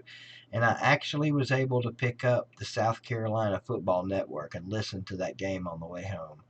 And sorry, Marine, but that was the most fun I've ever had listening to a football game. It was. I mean, it was an intense game. It mean, the was. game was actually really, really good. It just, you know, and it's gotten that way. Honestly, at every road game, you'll get your respectful ones on Fridays when I get into town and go out. But it come game day, and we've earned it ourselves. I mean, we're just cocky. You know, we talk shit game in and game out. And You have the right to. Well, yeah, but at the same time, like, you know me, and you've seen me at football. Like, I'm not, you know, rubbing it in somebody's face, being cocky. I'm just more of, you know, I like the reason I like going to games because it's fun hanging out. It's fun to travel and see different. I'm getting another call here. I'm going to put you on hold, Nasty. Sorry, Marine. Oh no, you're fine. And see who we got here. Hello? Hello, yeah. Okay, who we got here on the line? Hey, VOD, it's Matt Downs. What's going on, buddy? Hey, what's up, Matt Downs? Hang on just 1 second, all right? Hi. Nasty, you still with me? Yeah, I'm still. What's up? Hey, brother, it was good talking to you. I'm going to let my other caller talk. All right, that's and fine. You call in any time, my man. I appreciate the call. All right, have a good one. Hey, you too. Take care. Go VOLS. That's right. Matt, what's up, buddy?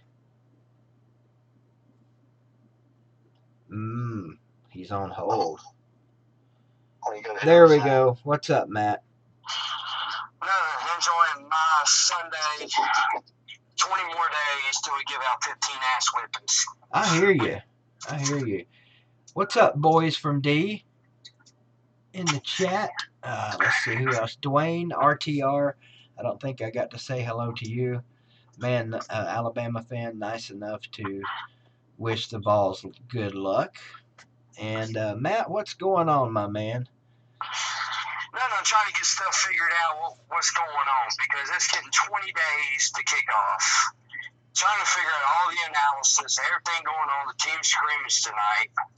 So nothing really has come out just yet. Heard good things so far in camp, you know, except for the Emmett Gooden issue and Niehaus, you know, giving up football. But yeah, it's been a pretty quiet, in my opinion, summer. It has. Unusual. It really has. I think now, if you're talking about from a fan's standpoint being quiet, I think most of us are just we're sitting back, we're in wait and see mode. Yeah. Almost like, for me, it's like almost not fearful, but it's almost like, okay, what kind of shit's going to happen this year? And I hate being like that as a older Tennessee fan. Well, it's been that way for the last 10 years. There's always some drama going on. Yeah. You know, Kiffin, and then you got Dooley giving the lectures on how to give a shower and that goddamn concrete dog. Yeah, and then you got Bush coming in brick by brick and finishing with a trash can. Right, and you got Dooley saying you don't have Tennessee to kick around anymore. I mean, there's a lot of negative propaganda we gave out. And Pruitt's not that guy, which is the reason why I love Pruitt, because he hates talking to the media. Yeah. One of the other three coaches we've had have been media darlings for all the writers in Knoxville. Yeah. Agreed. This call's off to a good start. But, like, the big thing for me, though, this year, a lot of people were like, I want to go back to the BYU comments from, 30 minutes ago. I may be the only Vol fan that thinks the BYU game's a struggle. No, you're definitely not. I mean, there's guys I know, you know, I run a couple of Facebook groups for UT, and it's kind of like, I've had to tell the guys, it's like, look, we're not beating them 45-3. It's going to be close. If we beat BYU 45-3, some SEC teams better look the hell out this year. Well, then if we do that, then look around, because we might just be the new Georgia from 2017. You know, not saying national title, but shocking everybody. Yeah, I'm not holding my breath on that one. I don't think you've probably never talked to this guy, but say hello to my good friend Bama Marine. What's up, Bama Marine? See, there's not very many Bama fans I get along with, but I think I can get along with this one. Knockouts chickens for the hatch, man. You ain't got along with me. No, it's nice to meet you. But No, I agree. I'm there with you on BYU. I don't see. I think it's a pivotal point in your season early. I think if Tennessee dominates that game, that kind of puts a lot more confidence, and you get the week. What's the next week after BYU? Is that Florida. That's Chattanooga. So, Oh, yeah. My bad. Shit. Yeah, so you get Georgia State, get some time up under you. I've got to upgrade my cable package because that'll be on ESPN. And then you get BYU at Tennessee, then you get Chattanooga home. Yeah, Georgia, BYU, Chattanooga. Just to start the season off 3-0. Yeah, and I think, let's say it turns into a domination 35-7, 35-14 game, and you turn around and you blow Chattanooga out. Yeah, you're definitely going down to Tennessee with some confidence, but BYU, Tennessee is at the beginning of the season. I think it's a good game to have, but it's going to raise some eyebrows if Tennessee ends up blowing that game out. I mean, there's a couple of Gators that are going to be sitting down there going, all right now. Especially if Florida loses that first game against Miami, then hey, there's a whole, and that's the beauty of the first of the season is you don't know. We think Florida's good, we think Georgia's going to win the East, we think Tennessee's going to have a mediocre season, but first couple of weeks, that's why I love having big games. You can definitely see early where somebody is, and you can raise a few eyebrows and put some confidence and change a few things up. So, yeah, you go into Florida 3-0 and are dominating against BYU, and Florida struggles against Miami. What's up, Michael? We got a different ball game down there than what right now at this point in time we think is going to be. I got a question for Matt Downs and Marine. And this is like a complete and totally subject change, but I've been wanting to ask this question for a long time tonight and have just kept forgetting it. And while it's popped back into my head, I'm going to ask. I better shut up before I forget it. A podcast will be starting very soon over on the VolunteerRoadshow.com network. And I say network for a reason, but we struggled naming this podcast, and we finally, it's going to be primarily on Tennessee football, but we'll also talk other Tennessee sports, other topics. It won't be just sports, but the three names we came up with were Down the Field, okay? Shit, what was the other one? Oh, two guys, or two Vols, one mic, and Generally Speaking, as in General Neyland. Do what? I would put a Twitter poll up there if I was you. Well, we've already picked a name. I'm just curious out of those three names, and believe me, man, I had a freaking piece of notebook paper filled with names. I like the Generally Speaking. I do too. I like that one too. That's outstanding to hear. Aaron says 2 Vols, 1 mic. If you guys didn't hear the question, the three choices were Down the Field, 2 Vols, 1 mic, and Generally Speaking as the name for a podcast. Now, ultimately, like my buddy Catfish said, the name really doesn't matter. If the podcast sucks, it don't matter if it's called Two Dogs Fucking. It won't matter. But Aaron says, Generally Speaking.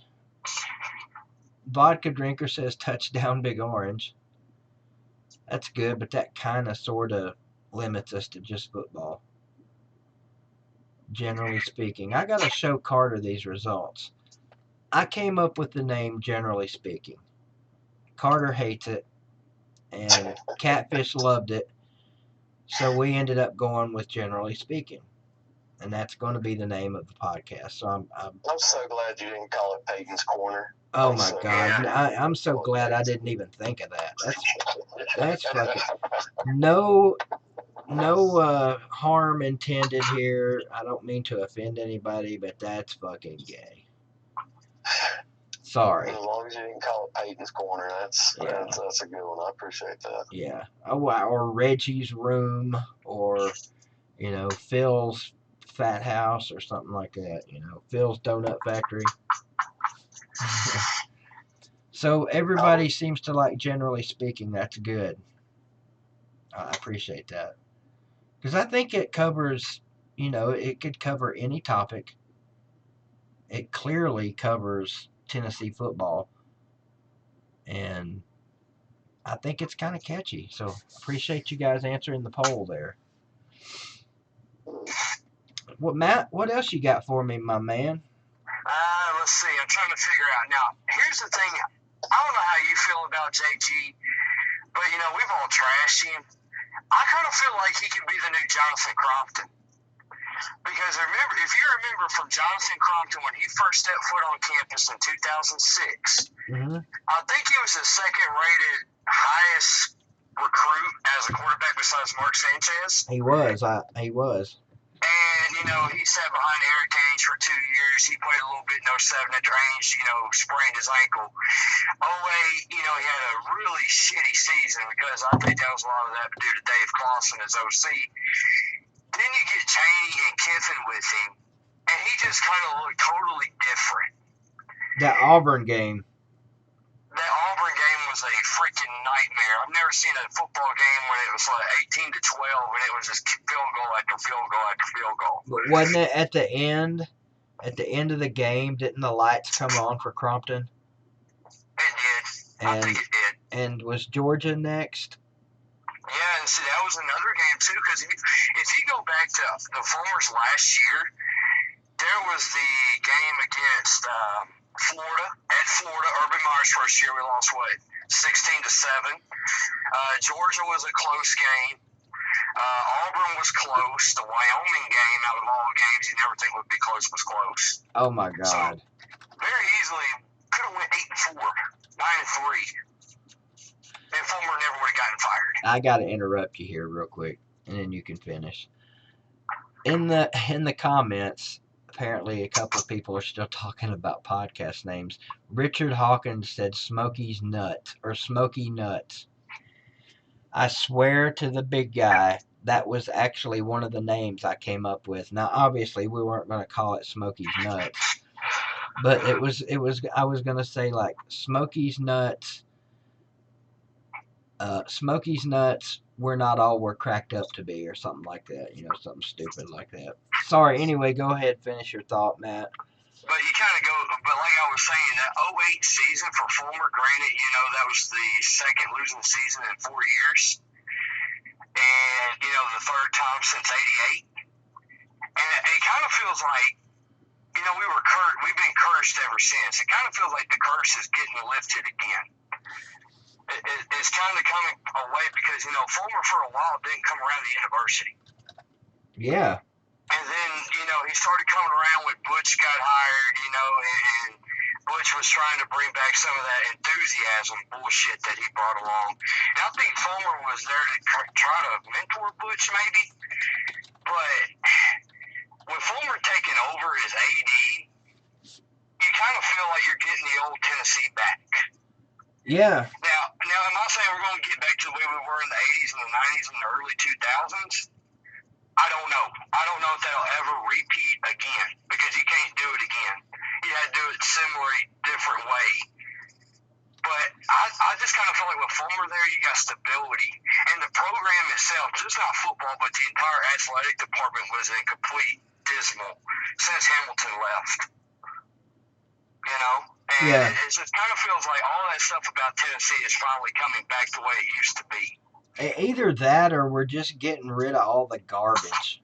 All that garbage that you just talked about. The fucking Mike Hamilton, the Dave Hart. Dave Hart wasn't terrible, but Mike Hamilton was, bad hire doesn't even come close to getting it for that.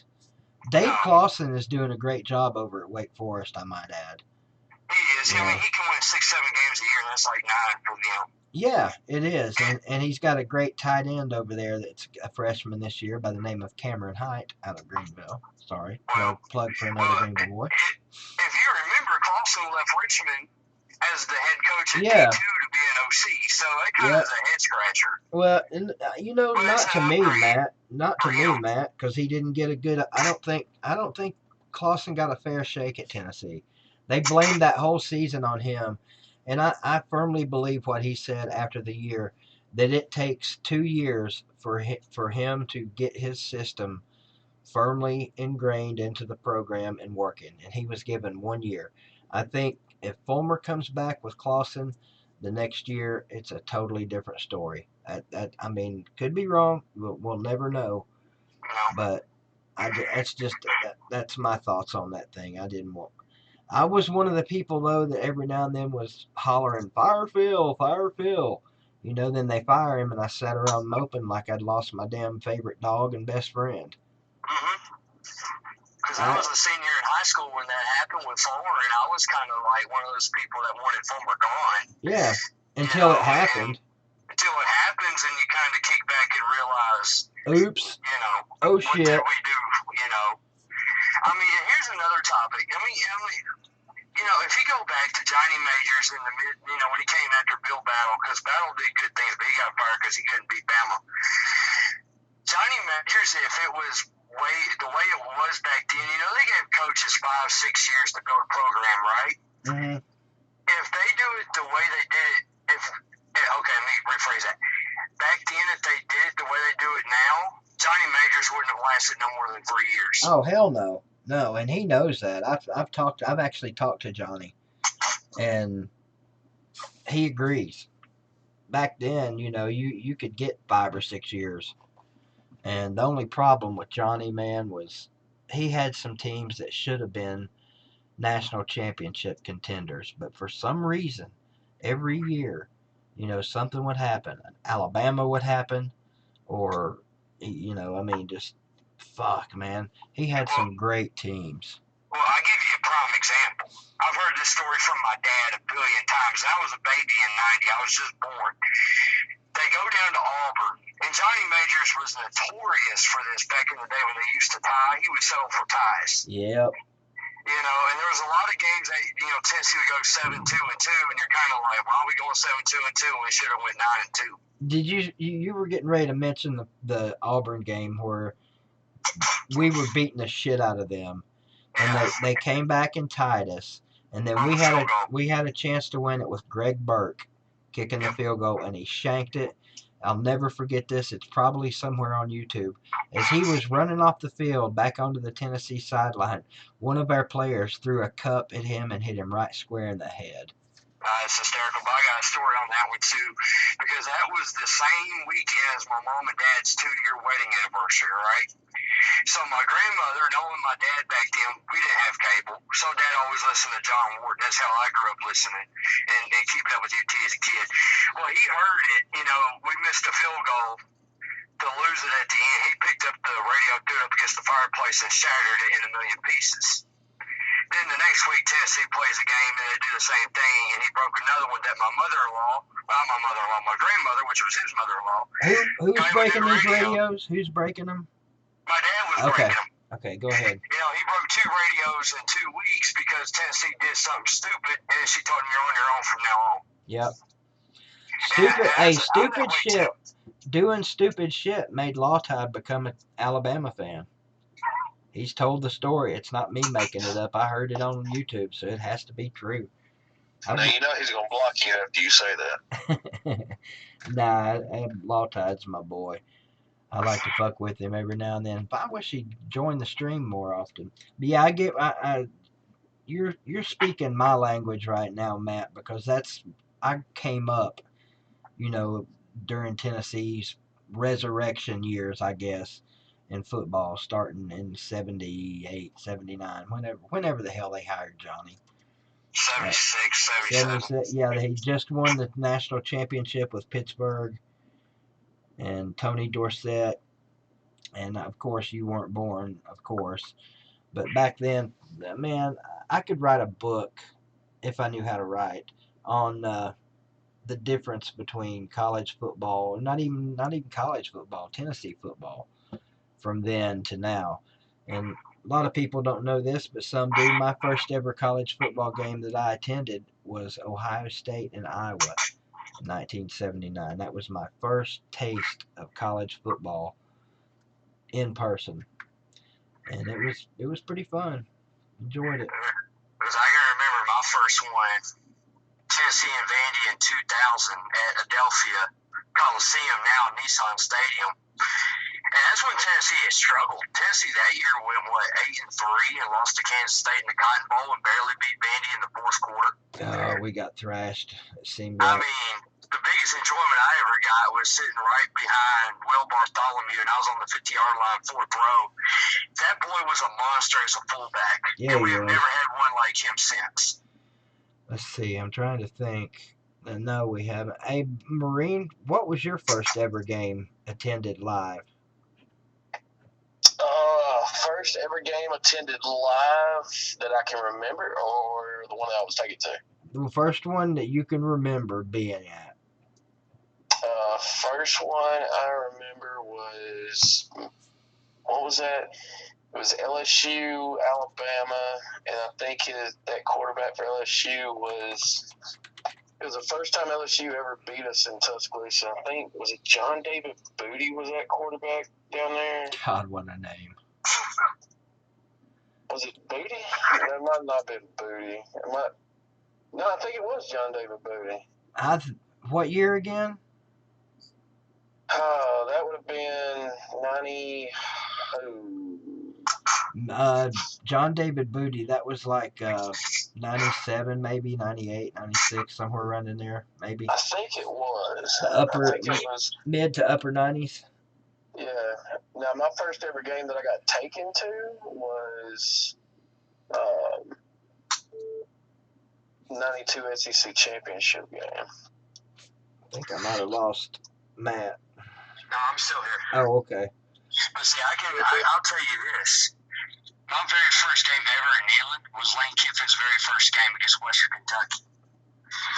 And last year, because he's at FAU, and I live here in Murfreesboro, right behind Middle Tennessee State, where I go to college at now, getting my sports management degree. And I go to the game, and MTSU comes back to beat FAU. Stadium's going nuts, and I'm wearing my UT orange polo. Same day we played Georgia, so I just wore my UT clothes to the blackout game, right? Right. So I see, I kind of go off to where the visitors' locker room is outside the stadium. And I want to try and see if I'll be able to see Kiffin eye to eye, right? So I wait over an hour for Kiffin, and before he came out, Monty Kiffin came out, who I still respect to this day. I love Monty Kiffin. Yeah. He's a great defensive mind. And he's walking out, kind of walking slow. He's in really bad shape now because I think he works as an analyst for FAU. He walks by, I wave at him, he goes on, and Lane Kiffin comes by walking. He's got jeans on, a solid gray T-shirt on, a baseball cap down, hanging low. And I said, "Hey, Coach, how you doing?" He was like, "Man, tough loss tonight, but we'll get over it." And I was like, "Yeah, I know, Coach, but can I get a picture with you? I like to get a picture with you." And I got a picture with Lane Kiffin that night, and the last word he said to me was, "It's hard to wear the orange nowadays, ain't it?" And I was like, "Yes, sir, it is." And he went away, got on the bus, and he left. Wow. You know what? I don't recall a time, nor do I ever envision a time where I would ever say it's hard to wear the orange. I mean, I really don't. I've got so much invested in Tennessee football over the years that, I mean, there's nothing. Well, we could go winless for the next 10 years. Well, I'd be dead. I'd probably kill myself. But no, really, we could go winless, and I'm still going to proudly wear my orange, man. I would too. I mean, it's one of those things, it's a pride thing. Yeah. I mean, yeah, we can go 3 years, not make a bowl game, have 50 coaching changes, and, still wear the orange, and still at this time of year we're saying we're going 15-0. Mm-hmm. That's the beauty of being a college fan. Yeah, I get a lot of shit on here lately. People say I've lost my passion, for Tennessee football, and he cares more about Greenville than he does Tennessee. Look, it's hard when you root for two different teams. One of them is a fucking winner.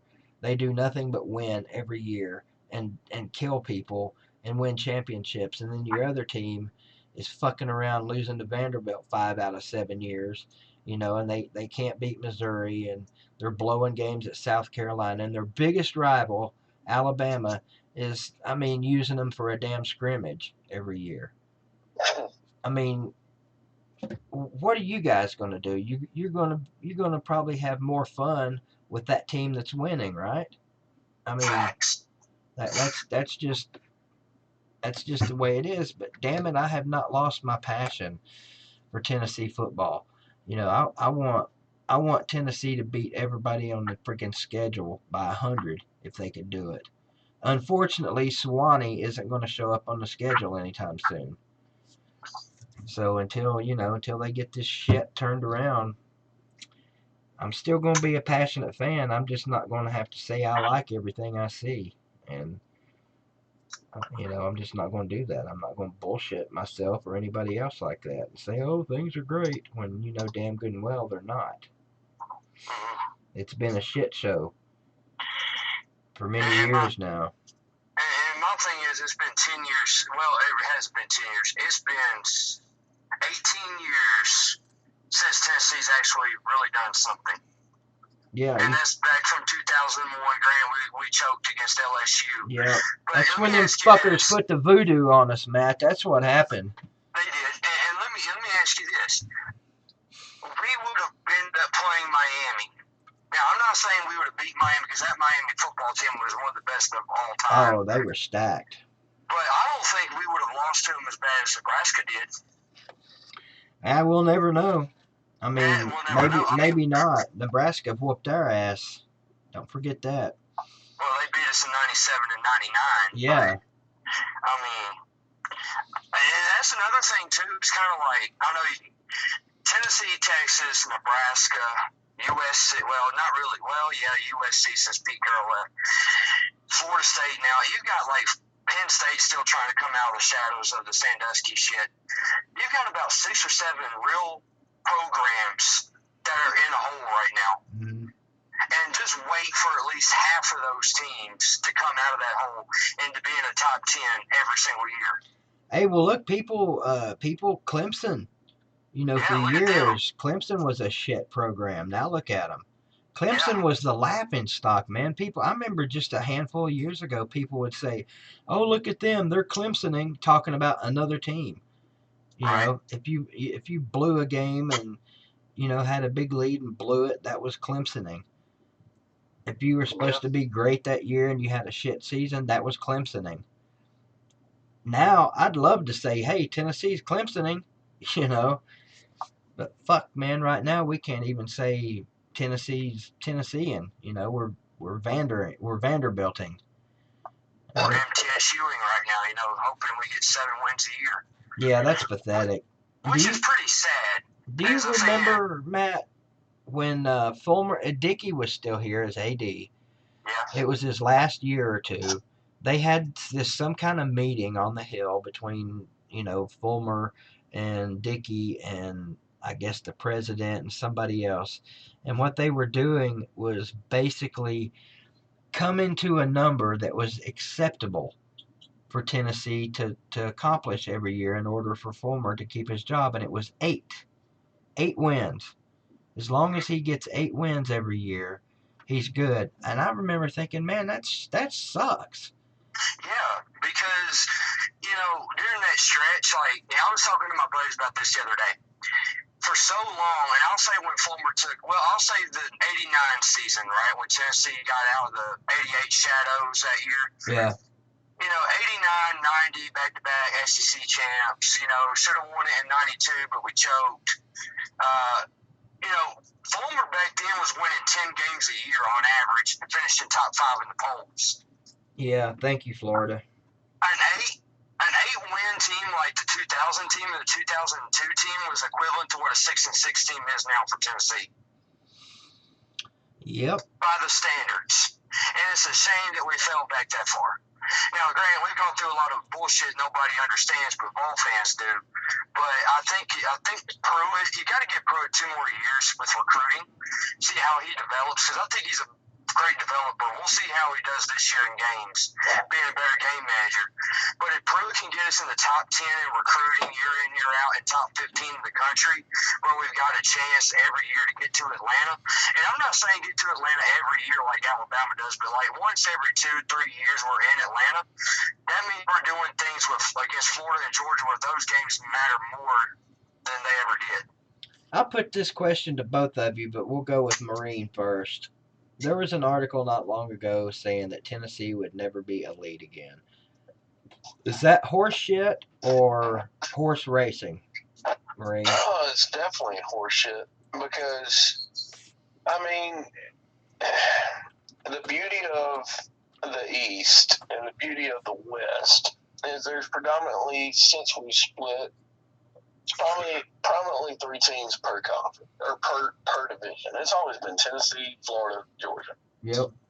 You know, now granted, you know, with the athletic development of kids now, I mean, you see Kentucky and Vandy and, you know, and the beauty of recruiting and developing players. And, I mean, it goes to a lot of aspects, but, you know, Tennessee will be, it'll be back. Alabama, and that's the thing. Alabama's never going to stay on top. I mean, we had this run back in the late 60s, 70s, and look what happened. You know, you've got another Bear Bryant sitting in your head coach, and it's Alabama's not always going to be in the playoff every year. We're not going to be in the top 10. It's going to happen. It is. I hate to knock some of these mythical Alabama fans back down to earth, but you know, it'll happen. I'm enjoying the ride. I thoroughly enjoy these 10 years because I remember the Franchione in mid 90s and early 2000s where leaving out, getting our brains beat in by Mississippi State, going, this just sucks. God, yeah, and they used to do it yearly against you guys. Yeah, I mean, Mississippi State was always, you went into Mississippi State game going, shit, I hope we can just keep it competitive. That's just, it's been a run. I know everybody's tired of it. I know nobody wants to see another Alabama Clemson this year, but at the same time, Tennessee staying mid to low SEC East, no. Let's just pray Pruitt can do something, you know, worthwhile here in the next 2 years and put Tennessee back to being competitive. I mean, just being competitive in the East, I think would suffice Tennessee for a few years. If your possibility of getting to Atlanta every year right now, you know, or the next year or two, are you kidding me? How could you not be happy? Yeah. But staying saying Tennessee's never going to be dominant again. No, it's impossible. This is one thing, and I'm curious Matt's feelings when I say this, and a lot of Tennessee fans get mad at me when I say this, and I think he even had not an argument with Carter, but we did have a pretty lively discussion. Tennessee, even though historically are considered one of the blue bloods, one of the elite teams in college football, if you go back and look at their record throughout the years, yeah, we've got a shit ton of wins. We're in the top 10 in all-time wins. I think we're still in the top 10. On average, this is a mediocre program, and it may be the case for everybody, but I think throughout our history, we averaged 7 wins a year. 7. And that was 5-6 years ago when that average was 7 a year. It may be down to 6 now with these shitty seasons we've been having. Did you even realize that, Matt? I realize it. I mean, everybody goes about, you know, overall what you've done is, you know, win and loss column. Mm-hmm. But they don't look at the eras of what your program has done. Yeah. You know, a lot of wins came under General Nealon. That's why he's all-time winningest coach at UT, and I think he always will be. Yeah. But, you know, you got different areas of college football, and that's why I argue with a lot of these people. It's kind of like, you say your team's, you know, the best, but what do they do during this area? Now, granted, Alabama fans would get mad if I said, look what you did after Stallings left to Saban. You're going to have those years. a decade. Maybe you go maybe 6-7 bad years and one good year and two. You know what I mean? Yeah, that's what happened at like, UT. I kind of feel like with Tennessee, everybody wants to say Ohio State's the best, Bama's the best. Miami look at Miami, prime example. No better football program than Miami in the 80s and the early to mid 90s. And they're considered a blue blood for what they did for 10 years. And they haven't done nothing since 01 or 02. Same thing. Florida was an average program until Spurrier showed up, and then Urban Meyer took over for 6-7 years. Hell, I think they were below average, really, to be honest. I mean, back in the day, it was Alabama and Tennessee and Auburn. And Auburn fans nowadays, they're kind of like us as Vol fans. We love our history. They got Pat Dye and Jordan Hare. We got Fulmer and Majors and Neyland. But I kind of feel like Tennessee football has taken a step back from being at the top just because of what has happened in this last decade. But at the same time, the Tennessee brand is known everywhere in the country. Yeah. You can go somewhere and somebody sees the power T or the orange and white, and what's the first thing they think of? Oh, that person must be from Tennessee, or that person is a Vol fan, or that's a Tennessee whatever. So Tennessee still is a known program, but as a football program, I kind of feel like we're behind everybody else now. Especially to the young people.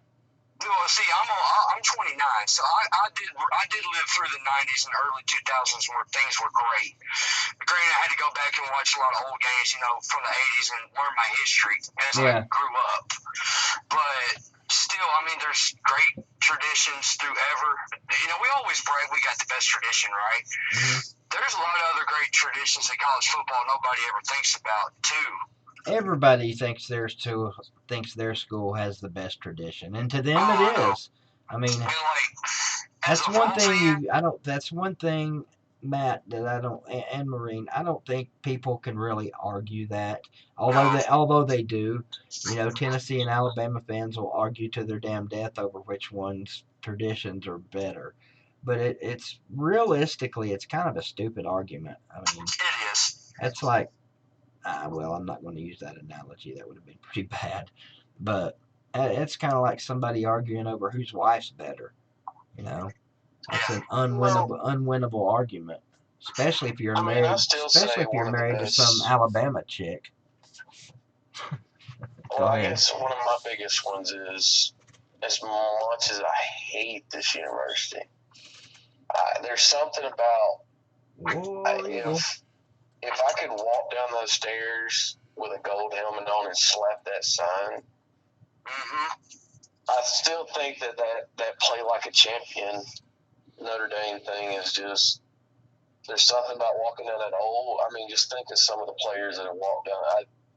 Notre Dame's slapping sign, or that sign thing is... Everybody does that, Yeah, everybody's got their new form of it now. Mm-hmm. Right. Slap the gator, slap the break, or whatever. Well, that's like the turnover belt and all these turnover stuff. Alabama was the first one to do it. And now it's turned into chains and everything else. I didn't know that. I did not know that. Yeah, Alabama had the little WWE turnover belt. What year was that? Because I know Virginia Tech had the little lunch pail. Yeah, they had the lunch pail, but now that was just that wasn't like a turnover thing, but now... Yeah, that was a every damn down thing. Yeah, but now Alabama did have, it was, I would say maybe 2013 or 14 when that first belt, because I know Eddie Jackson as a freshman held it. So I know he was there in 14.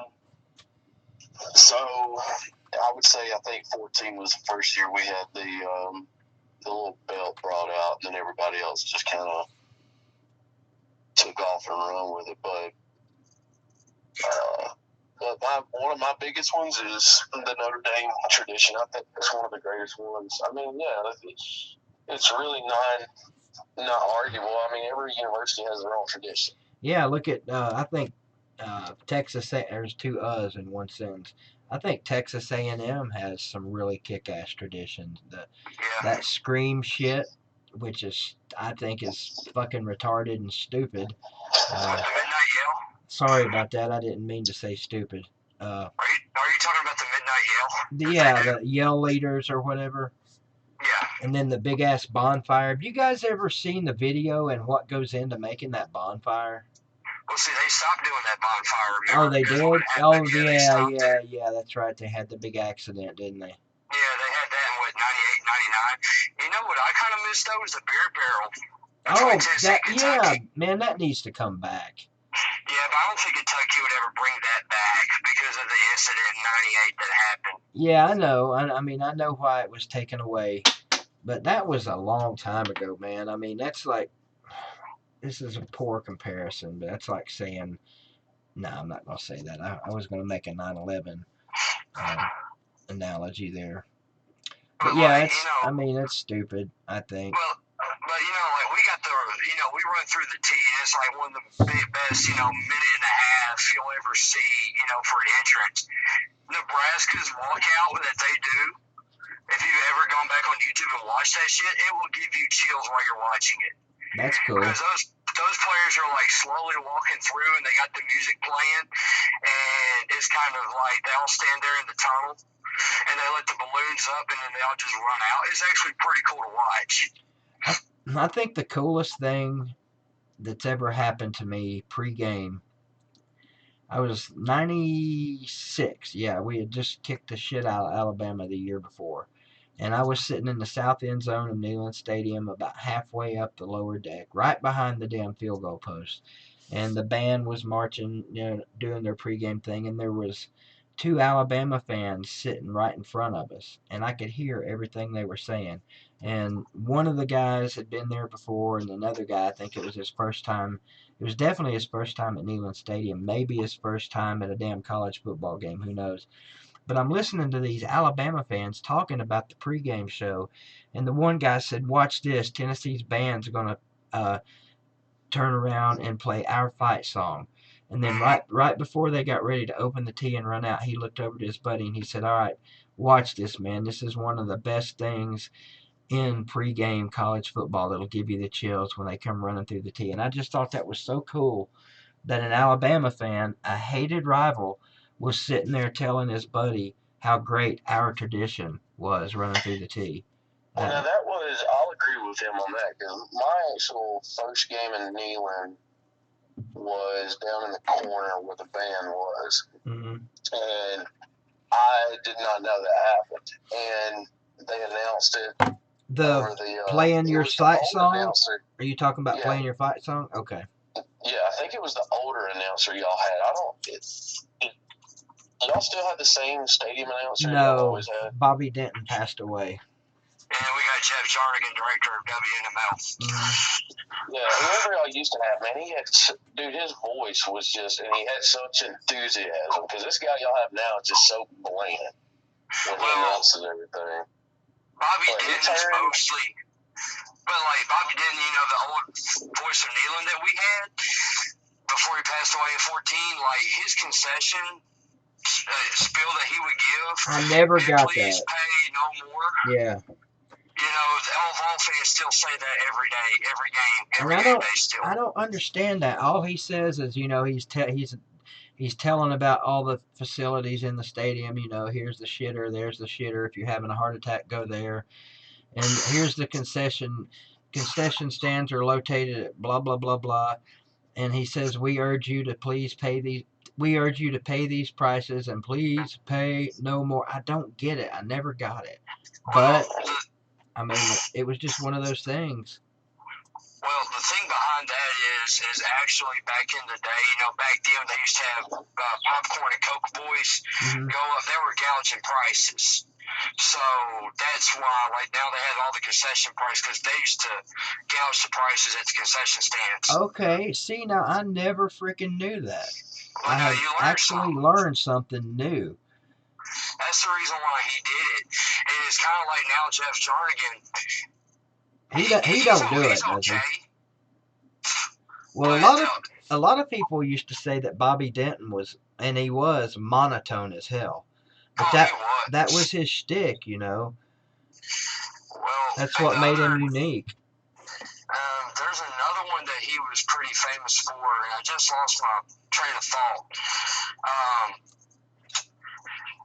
He was also the thing between him and John Ward was who came up with his football time in Tennessee, because the way he would say it would echo everywhere. Yeah, it's football time in Tennessee. Hey, BBD. Yeah. Hey, looking in chat, this Roku guy has a good question for you. Can teams like Notre Dame, Michigan, Nebraska, and Tennessee be dominant like they once were? Things have changed so much in the national landscape since these teams have won titles. We were actually just talking about that a second ago, Roku. And the answer is absolutely. I mean, Michigan they're kind of back, at least in the perception. Notre Dame's back. Shit, they were in the hunt for the national championship a few years ago, and Alabama put the beat down on that ass. Who else did he mention? Where's that? Nebraska, I think. I would kill to see Nebraska back. I really do. Man, dude. They were so bad. The Nebraska-Oklahoma games back in the day. Do you remember those? You're old enough to remember those, aren't you, Marine? Because Nebraska was the only thing back then that I would get growing up when we only had like 13 channels. Yeah. Nebraska was the only college football game that was ever broadcast. Well, I don't know about that. I mean, Notre Dame was the only game that I could ever see. Really? Back when I was growing up. Notre Dame was the team growing up, you know. Nebraska always was on TV, I remember growing up. Yeah. I remember if you wanted to see Alabama, you had to either have like a ticket. At the game. Yeah, be at the game, or they did have Birmingham had a local channel that when Alabama played in Birmingham, you could watch them. But I remember every Saturday evening, my granddaddy sitting at the house watching, and we always watched Nebraska. Yeah. Well, Matt, do you remember the old UTV network? They would play replays of the games at night after it was over with John Ward doing the announcing. Man, those were freaking great, especially the basketball games. Well, see, I grew up in Mount Juliet, so we didn't get the East Tennessee stuff, but we didn't have cable as a kid growing up. But if I went to a friend's house that had cable, you could go back. Remember the old CSS station they used to have, where they would do the replays of the games? I've watched a bunch of those games on YouTube, like 99 Tennessee and Memphis, where some of the local Knoxville radio people, did the broadcast for them. They used to do that too, and they would air that as a replay, and you would get that on Tuesday and Wednesdays. Richard Hawkins mentions in the comments the Tennessee walking horse, and they did away with that for a little while, did they not, Matt? They brought it back in '95. Well, no, I mean since then I thought they took it away for a little while. Well, I know they got rid of it in the early '90s, and they brought it back. And I haven't been to a homecoming game in a few years, and they did it. It's back. And it's back. Yeah. So I like Gator Bruh's comment, best radio voice in history, even though he likes Mick Hubert, who I personally can't fucking stand, is John Ward. That's respect right there. The two best voices in radio across the country historically, hands down, John Ward and Larry Munson. Yeah, I'm gonna miss Eli Gold. Yeah. I thoroughly enjoyed Eli's. Oh, did he retire? No. I'm just gonna miss him when he dies. He signed on for another 3 years, I think. But it's gonna be weird when he retires and you don't hear that Eli Gold high pitched voice go across it. And it's like, but no, I'll tell you now. Getting back to the little tradition of the band. Oh my God. No, I mean I liked it when y'all turned and I'm sitting there. Oh no, go ahead. When we start talking about the band, I always think about now, but go ahead. No, and that was something that I thought was pretty cool. But now I'll tell you that the one game that I will watch halftime, because 9 times out of 10, if I'm at a away game and it hits halftime, I'm trying to go find somewhere to smoke. But I always stay and watch Tennessee because of that damn circle drill. Yeah. And that is, I see it every year, home or away, and it still blows my mind. But it's like, how the fuck do they not run into each other? I don't know. But that circle drill it's something to watch, and it is amazing. But that is the one actual halftime show that I will wait or leave early in the second quarter, get a cigarette and get a drink, and then make sure I'm back in my seat to watch. That's but pretty cool. Yeah, Dr. Julian was a genius. But now I tell you what, since we're talking about the band, Ohio State's band, they do some incredible shit. Oh man, dude, the videos I see, yeah, I would, if we ever played at Ohio State, that would be one I would, even if I had to take out a loan to get up there, which I would, I would be at that one because I would want to watch that band, and I want to see the dot the I and then, everything else. But FYI, my brother was in the Ohio State band in 1980, early 80s. He was actually in the band, yeah. Yep. Do you know they have no woodwinds in that band? I did not know that. That's something a lot of people do not know. It's all brass or whatever they call it. No, and that's the thing is like, you want to talk, stuff like that. It's like, I want to go to Wisconsin. That's why I'm happy we're playing Wisconsin, because now you'll see Jump Around in Wisconsin, and when they play that song, and then I want to play. I'm like, every time we play Virginia Tech, we always play them in Atlanta. I would love to do a home and home with Virginia Tech because I want to play. Yeah, I want Sin or Sandman, at home at night. Alabama there. It's there's multiple stadiums across that have traditions or pageantries about their school that that would be my one thing. If I hit a jackpot, it'd be every season. I'd just pick me a new one.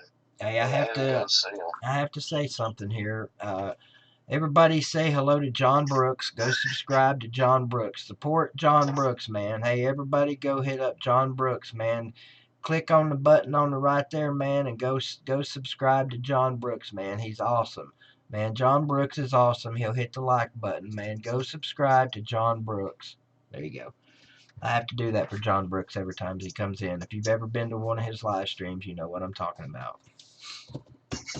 But since we're talking about the bands, Matt, your thoughts on this freaking mic'd up bullshit? Oh, here we go. I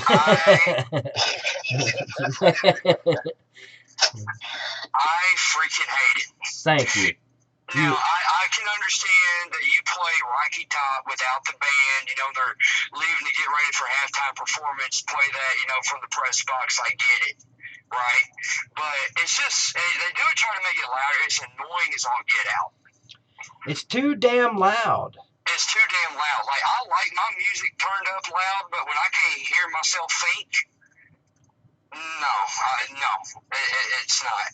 Yeah, there's 200, most marching bands in these big schools, UT has anywhere from 200 some years to 350 maybe.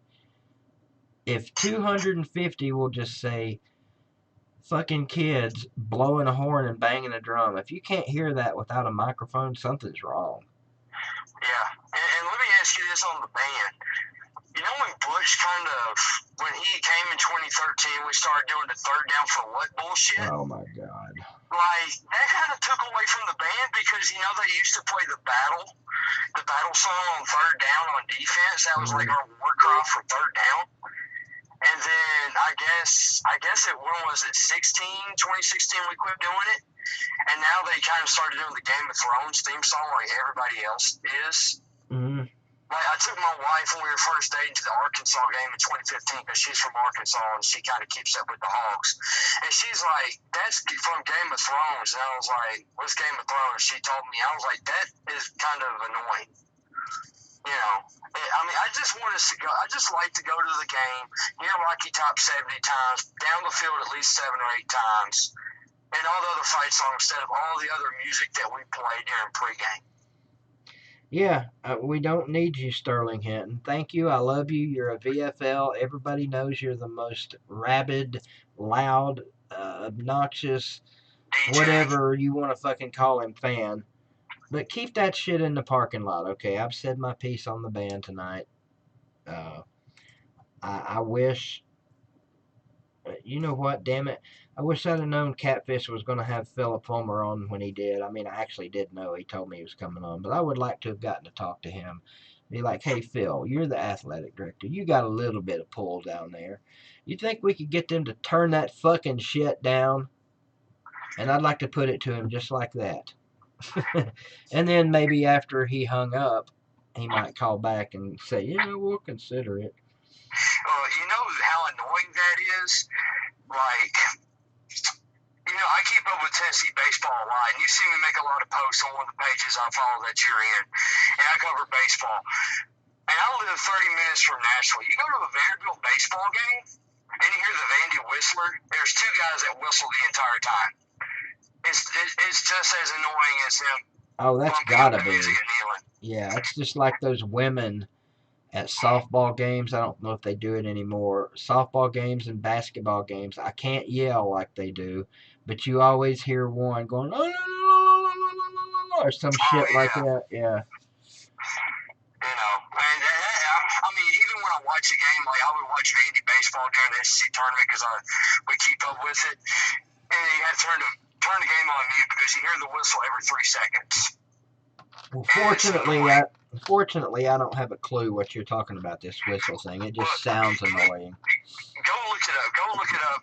It's 2 guys that whistle. They got like 2 separate whistles. They always do it. It's really annoying. Anybody that watches college baseball knows actual whistles like a referee uses, or just whistling with their mouth? Whistling with their mouth. Okay, Jesus. And they're always on cue, and it's annoying and it's piercing because their baseball stadium is right behind their football stadium, so it's all metal, so it bounces off everywhere. Damn. I don't know if Gate City Blue Devil is still in here. It's getting pretty late for him. But if Flint's still in here, he's a big Gate City football guy. Obviously, his name is Gate City Blue Devil. But they have this fucking horn they blow at that place, man, when they score, and it is, I can't even explain to you how loud that thing is. And I've been there one time. I got to go one time to a Gate City football game, and I didn't know about this damn horn. And they have bleachers in one of the end zones for overflow, I guess, and that's where I had to sit that night. And I was sitting like right in the path of that fucking horn. Fortunately, the team they were playing was beating the shit out of them, and they didn't score much, so I didn't have to hear it. But when they blew that thing the first time, I literally jumped up out of the seat. It scared the shit out of me. Since we're kind of on that subject of that episode, I used to coach high school football for 4 years in Mullen High School. And we weren't very good back then, I'll just admit it. It wasn't because of me, it was because we didn't have the players. But anyway. I like that. It wasn't because of me, but... No, the school I went to is a Christian school, so they're kind of like limited in the music that they can play. You know, like a lot of schools, like to play a little bit of rap music, little beats and stuff like that during pregame. Well, during the fourth quarter, it would always be "We Will Rock You." And one night, I was so livid. I was in the box with my headset, and they started playing that song, and I looked at them, and I was like yelling at them, "We're losing 35-6. Turn it off." And they're just kind of like looking at me kind of funny. I'm like, you don't play music like that when we're getting beat 35-6. Right. Because, but see, when you go out and you're playing one of the Saints will come marching in as your pregame when you're running through the banner. I mean, that's kind of like childish in my opinion. Because I went to a Christian school, our nickname were the Saints, but. Right. You gotta have pump up music for some reason, but don't be like UT and pump it up too loud. You got loud music at Bama, don't you, Marine? Did he fall asleep, or did I lose him? Might have lost him. I think I did lose him. Well, you're welcome to call back, Marine, if you want to. It's always fun talking to him. That's my buddy. But yeah, I'm pretty sure they have loud shit there. Everywhere you go nowadays, there's loud something going on. Oh, it is. And it's kind of like, have you noticed in the last couple of years the ball walk hasn't been as loud as it used to be? Because when I went to the Florida game last year, it was like completely dead during pregame. Right. Well, I mean, that's honestly kind of understandable. Yeah, but it's just kind of, it feels a lot different now at Neyland than it used to. Oh man, it's. I really need to write an article on that, because there's no way to make younger kids, and I know you're 23 years younger than me, but you're almost 30, so you're not a kid. It's just, man, it's totally different. It is. I mean, I guess the kids, we'll say the students that are there now that get to go to the games, if they went in 1980, my first time, they probably wouldn't like it. Mm-hmm. Chances are. But for me, I mean, going to Neyland Stadium was special, man, because I lived out of state. So for the first few years, I only got to go once a year. My stepdad would bring the family down here, and we'd all go to the game. But dude, the moment I graduated high school, that next season, I was here. 1985 season tickets. I was here for every game. No, I take that back. Not season tickets, but I was home for every game. And it just, man, you know how it is when you walk into the stadium. It just, a totally different feeling comes over you. And if you're not a diehard, passionate, nutty fanatic of college football, you can't understand. I mean, you just can't. I mean, I guess I never got to go to Neyland until I was 19 in 09. So I guess I can see where you're coming from. Back in the day, 19 when? 19 when? I don't know, let me think. When I was 19, it was my first time 09, I never got to experience Neyland ever until then. Jesus. But from what I've heard was kind of different because they used to do the Smokies Howl during the games. And people are kind of mixed on that. I think they ought to bring that back. I think it'd be pretty cool when we make a first down, everybody do that. I honestly, man, don't remember that ever being popular. I mean, really? you would hear it, but it not like some places, where like Georgia and that stupid barking they do. Let's see, I'm trying to think of some other. I can't think of any other ones right now. But that just, I don't know. It just kind of feels like now when you walk into Neyland, it's not like, even though you go to a big game like Florida last year, I think he went too.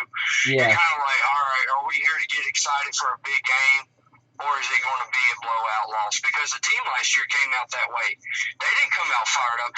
And I've talked to Catfish about this a bunch of times. There's no intimidation factor anymore. Oh, no, I know. When nobody's scared. When you're in pregame back in the day, Tennessee about 80% of the time had the game won in pregame. Yeah. Ain't nobody scared. Even our UABs and Appalachian states, they aren't scared to come in here. It's Not until you start going 7-1, 8-0, 4, 5, 6 years straight at home is Neyland going to be revered as the loudest stadium in the country. I don't know honestly that we'll ever be looked at like that again as the loudest stadium, because there's so many stadiums as big or bigger than us now. In the 80s, it was us, Michigan, and who was the Penn State? Not even Penn State back then. There was three of them. The Rose Bowl. Those were the three biggest stadiums. And yeah, Neyland was, it was kind of revered, as you said, as a loud place, but not like it should be. Sean McDonough even said in a game, a game here recently, I can't remember who it was, but our fans were rip-roaring. It might have been Florida, I don't know. Our fans were really fired up, and it was loud. And he made the comment, this stadium is rocking, and it's usually not like that here. Something to that effect. I was like, damn, that's sad, man. 100,000 people, it should be blaring. Not the damn band on the speakers either, No, I mean. But we'll get it back, man. It's coming back around. It's coming full circle. Everything in life does. I mean, Christ, the mullet is starting to make a comeback. And I'm not joking. I'm totally not joking about that. Yeah, fanny packs are coming back because I see people every day at work. What are coming back? Yeah, fanny packs. Oh, okay. Well, we had a different name. We had a different name for them when I was coming up. Well, that was a '90s thing, so that has come around. But it's kind of like, I'll ask you this: if we give Pruitt 5 years, okay, as much as we gave Butch, and he cannot get us at least to Atlanta, would you consider him a failure? Absolutely. Okay, I'm kind of waiting for 2021 and 22 to kind of see how I judge Pruitt. I think 5 years, man, is a lot of people nowadays are saying 3 years is when you can start judging a coach. But I just, man, I can't, even in this day and age, I can't buy that when the team was as bad off as it was when he took over. Well, according to Bush Jones, it takes 8 years to build a program, but yeah. Look at what a lot of other coaches done. Stoops did it at Oklahoma in his second year. Saban did it in his third year. I mean, I don't know. My thing is I would like, I don't want it to be like, go win every single national championship. I kind of like to have it kind of like every other year. Yeah. Back in the day, there's a game like Florida or Georgia that determines. And if we can get to Atlanta, we all know we're going to the playoffs and we win it. It doesn't matter. Yeah, I mean, unless it's one of them years where the winner coming out of the East is like, the 7-4, overall record. Even 8-3. I think 8-3, and you go into the SEC championship game and win it. I don't think you're going to the playoff. No, you're not. But you've at least got to go 10-2 to have yourself a shot. Michael, my dark horse this year is Nebraska. I don't know why. I can't give you a legitimate explanation as to why, but I just have this weird feeling that Nebraska is going to be back this year. I kind of feel like Nebraska is coming up. I think Scott Frost is the right guy. Their schedule leans to them winning 9-10 games, but we know how that Big Ten West is. If they can beat Northwestern and Wisconsin, then they can consistently, win. Yeah. I think they're back. I think a lot of people are saying Oregon is on the up and up again. And that's another program that I'm kind of like, Oregon. Chip Kelly, what he built there, they'll never have that ever again what Chip Kelly did. I don't know, man. I mean, he only had it for a handful of years. I think any program can come back around to 10, 11 wins for a few years. Well, the Big 12, the Pac-12 is down right terrible. now. Yeah. I mean, you got Washington and Oregon and Stanford every other year is like Auburn. They'll win 9 games, and next year they go 7-5. Yeah. Hey, look at the ACC. They're the ACC, man. You might as well say right now they're if not number 1, they're a firm number 2 as a conference ranking. And I might say there's 2 Greenville Green Devils as freshmen that are playing in the ACC this coming year. Always supporting my boys. Sterling Hinton. But I'm going to let you go here in a minute. All right, Matt. Yeah, man. Freaking awesome talking to you. I'm going to have to stop this stream here pretty soon.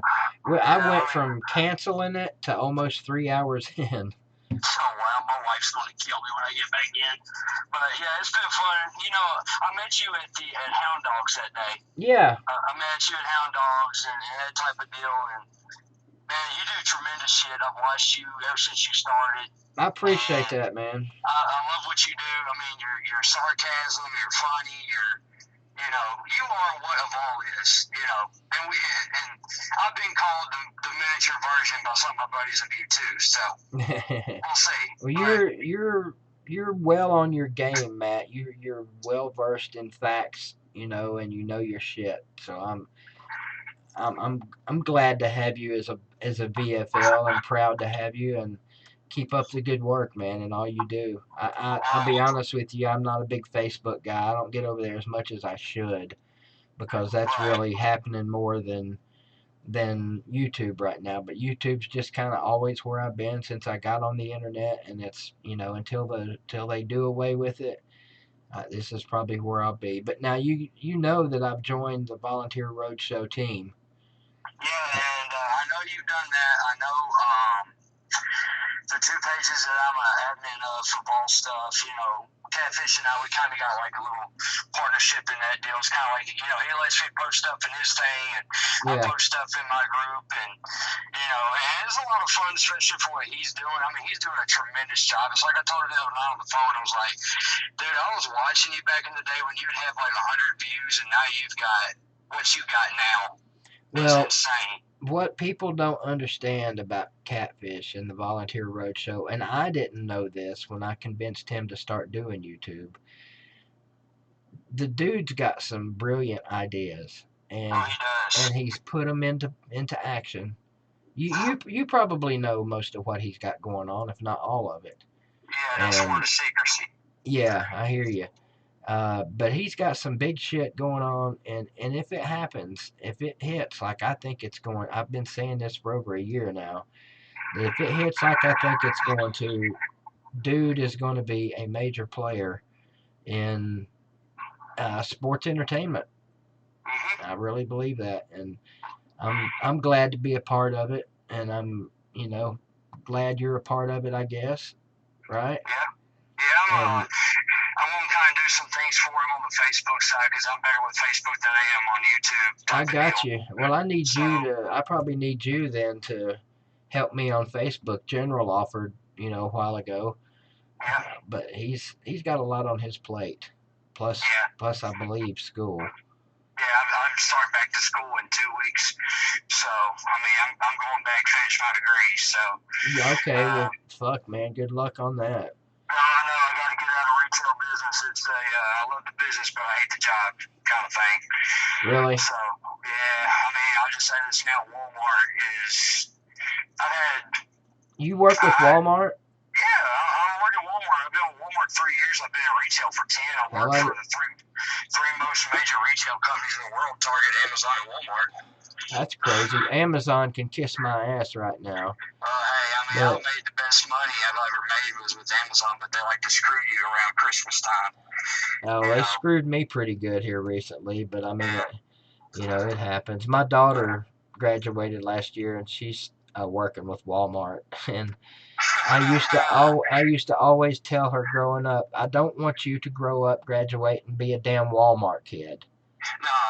No, but hey, man, look, they're paying good money now to start, and hey, Hobby Lobby, I heard, starts you out at $15 an hour. Why do you need a damn college degree when you can graduate high school and make that? Well, it's like with Walmart. Like, I'll give you a little insight. But, like, Walmart, my goal was to be in salary management where I can make a comfortable living. Yeah. And be fine with it. But, it's kind of like a who's who if you kiss ass. That's everything. That's everything, Matt. It's not what you know. Yeah, it's not what you know, it's who you know. Yeah, and it kind of cost me an opportunity of not getting that position. So that's kind of like why I'm like, I took away all my management responsibilities as an hourly supervisor. I was like, look, I'm going back to be a regular person, go back to school, and I'll be Pruitt's Director of Operations in 2022. That's outstanding. So. I've got it. Before you get off of here, I just wanted to tell you, I heard you mention that you're trying to get your degree in sports management. Yeah. I got my degree in sports management. It's hard every year to manage going from football season to basketball season. It's tough. I skip basketball after football's over, go straight into baseball. Oh, man. See, we got to get you on that damn basketball bandwagon now that Tennessee's good, because it may not last. Well, as a kid growing up, man, I remember, Tony Harris, Isaiah Victor. I actually have a class with Busy Yarborough a few years ago. That's cool as shit. And he was a great guy, cool guy. He hated Buzz Pearson, by the way. Really? Yeah, he told me he hated him. Half the team hated him. Yeah. And that was my basketball. Of course, I listen to John Ward. I think his basketball calls are. Oh my God, they're epic. terrific. I mean, his football calls were great, but if you heard him say bottom, his basketball broadcasts to me were night and day better than his football. Oh yeah, and his basketball, you walk, sir, and bottom, and it trickles in, and that type of thing he used to say. I've stolen a lot of his lines in my there's again in my live stream play-by-plays. I don't know if you ever got to hear me do a Tennessee basketball game play-by-play. But yeah, I've watched some of them. I've stolen the yes sirree and the no sirree, and like you said, you sir. What was one of the things he said? You sir have walked. Yeah. Yeah, you walk, sir. Yeah. Give it to him. And a lot of people don't understand either that Mike Keith, the voice of the Titans, he used to do the baseball stuff for Tennessee. I'm so glad he's not our announcer now. Well, I kind of like listening to him. I hate that yell he does. That touchdown. The Titans, yeah. But see, here's the ultimate question, and before I let you go, who replaces Bob Kessling when Kessling's gone? Because I interviewed Kessling last year on my page, and it was great. A lot of stories, a lot of insight to what goes on game days from him. But you just don't feel it with Kessling anymore. Like you know why? You know why that is? I can tell you exactly why that is. Why? Bob Kessling is a TV guy. Oh yeah. He came up doing TV, and when you're doing TV play-by-play or whatever, you don't have to, as John Ward said, describe the game. You just kind of lollygag along like he does. Now he's gotten better over the years, I think. Oops, I thought I might have hung on, but I didn't.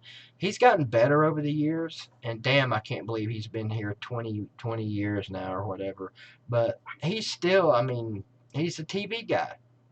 And my uncle, well, I guess he's still my uncle. Shit, I don't know. Mickey Darestone, he's the guy the voice of the Lady VOLS basketball. He's been doing that for years, and he's the one that initially was telling me that Bob Kessling.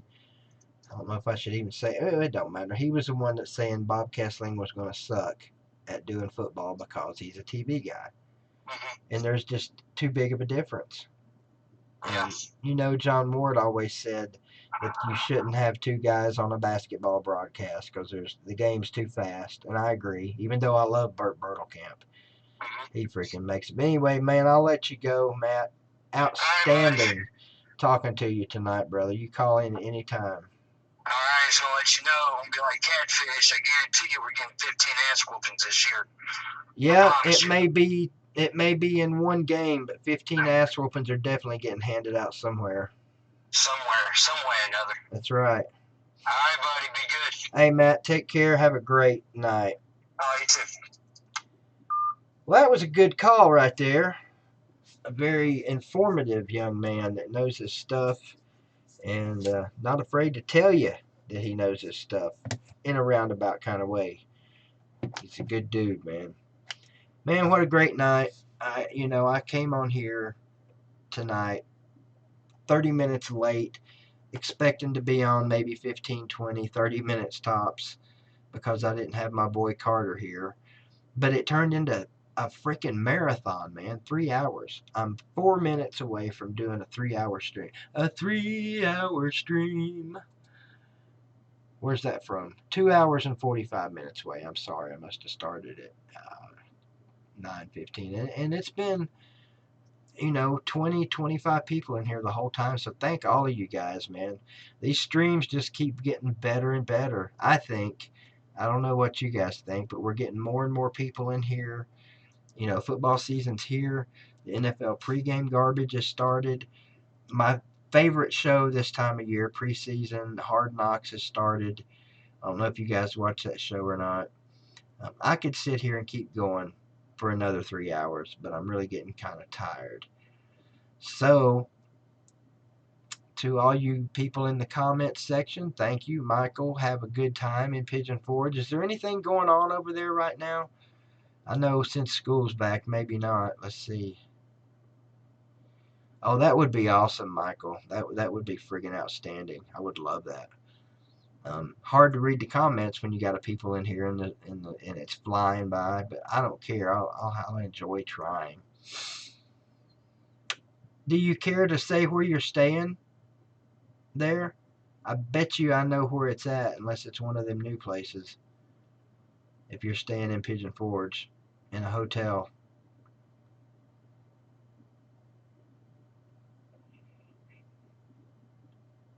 No? Okay, well, I don't really blame you. Hate to somebody YouTube touch you. Oh, okay. Just the plain Ramada, or the Ramada Suites, I think it's called, or something like that. Hell yeah, man, Richard. 24th, is it the 24th, the first game, Florida, Miami? I believe it is the 24th, the first high school game for those of you that care. Yeah, that's it. As you go in, do you pass the Titanic and it's on the left going into Pigeon Forge? Thank you, Richard. So that means the 22nd, that's next freaking Thursday. Oh yeah, I've delivered a lot of pie to that hotel, Michael. Enjoy your stay, buddy. I love me some Pigeon Forge. I loved living there. I loved working there. I made more money than any other job I've ever had in my life, delivering freaking pizza in Pigeon Forge. $2,000 a week. It was amazing. You guys have been great tonight, man. This has been an outstanding stream. I almost hate to leave you, but my voice is getting kind of tired. So you guys have a great one. Outstanding talking to everyone. Let's see. Should I give away a flag? I'm going to give away a flag. Ooh, so I don't tear it up first. Hang on.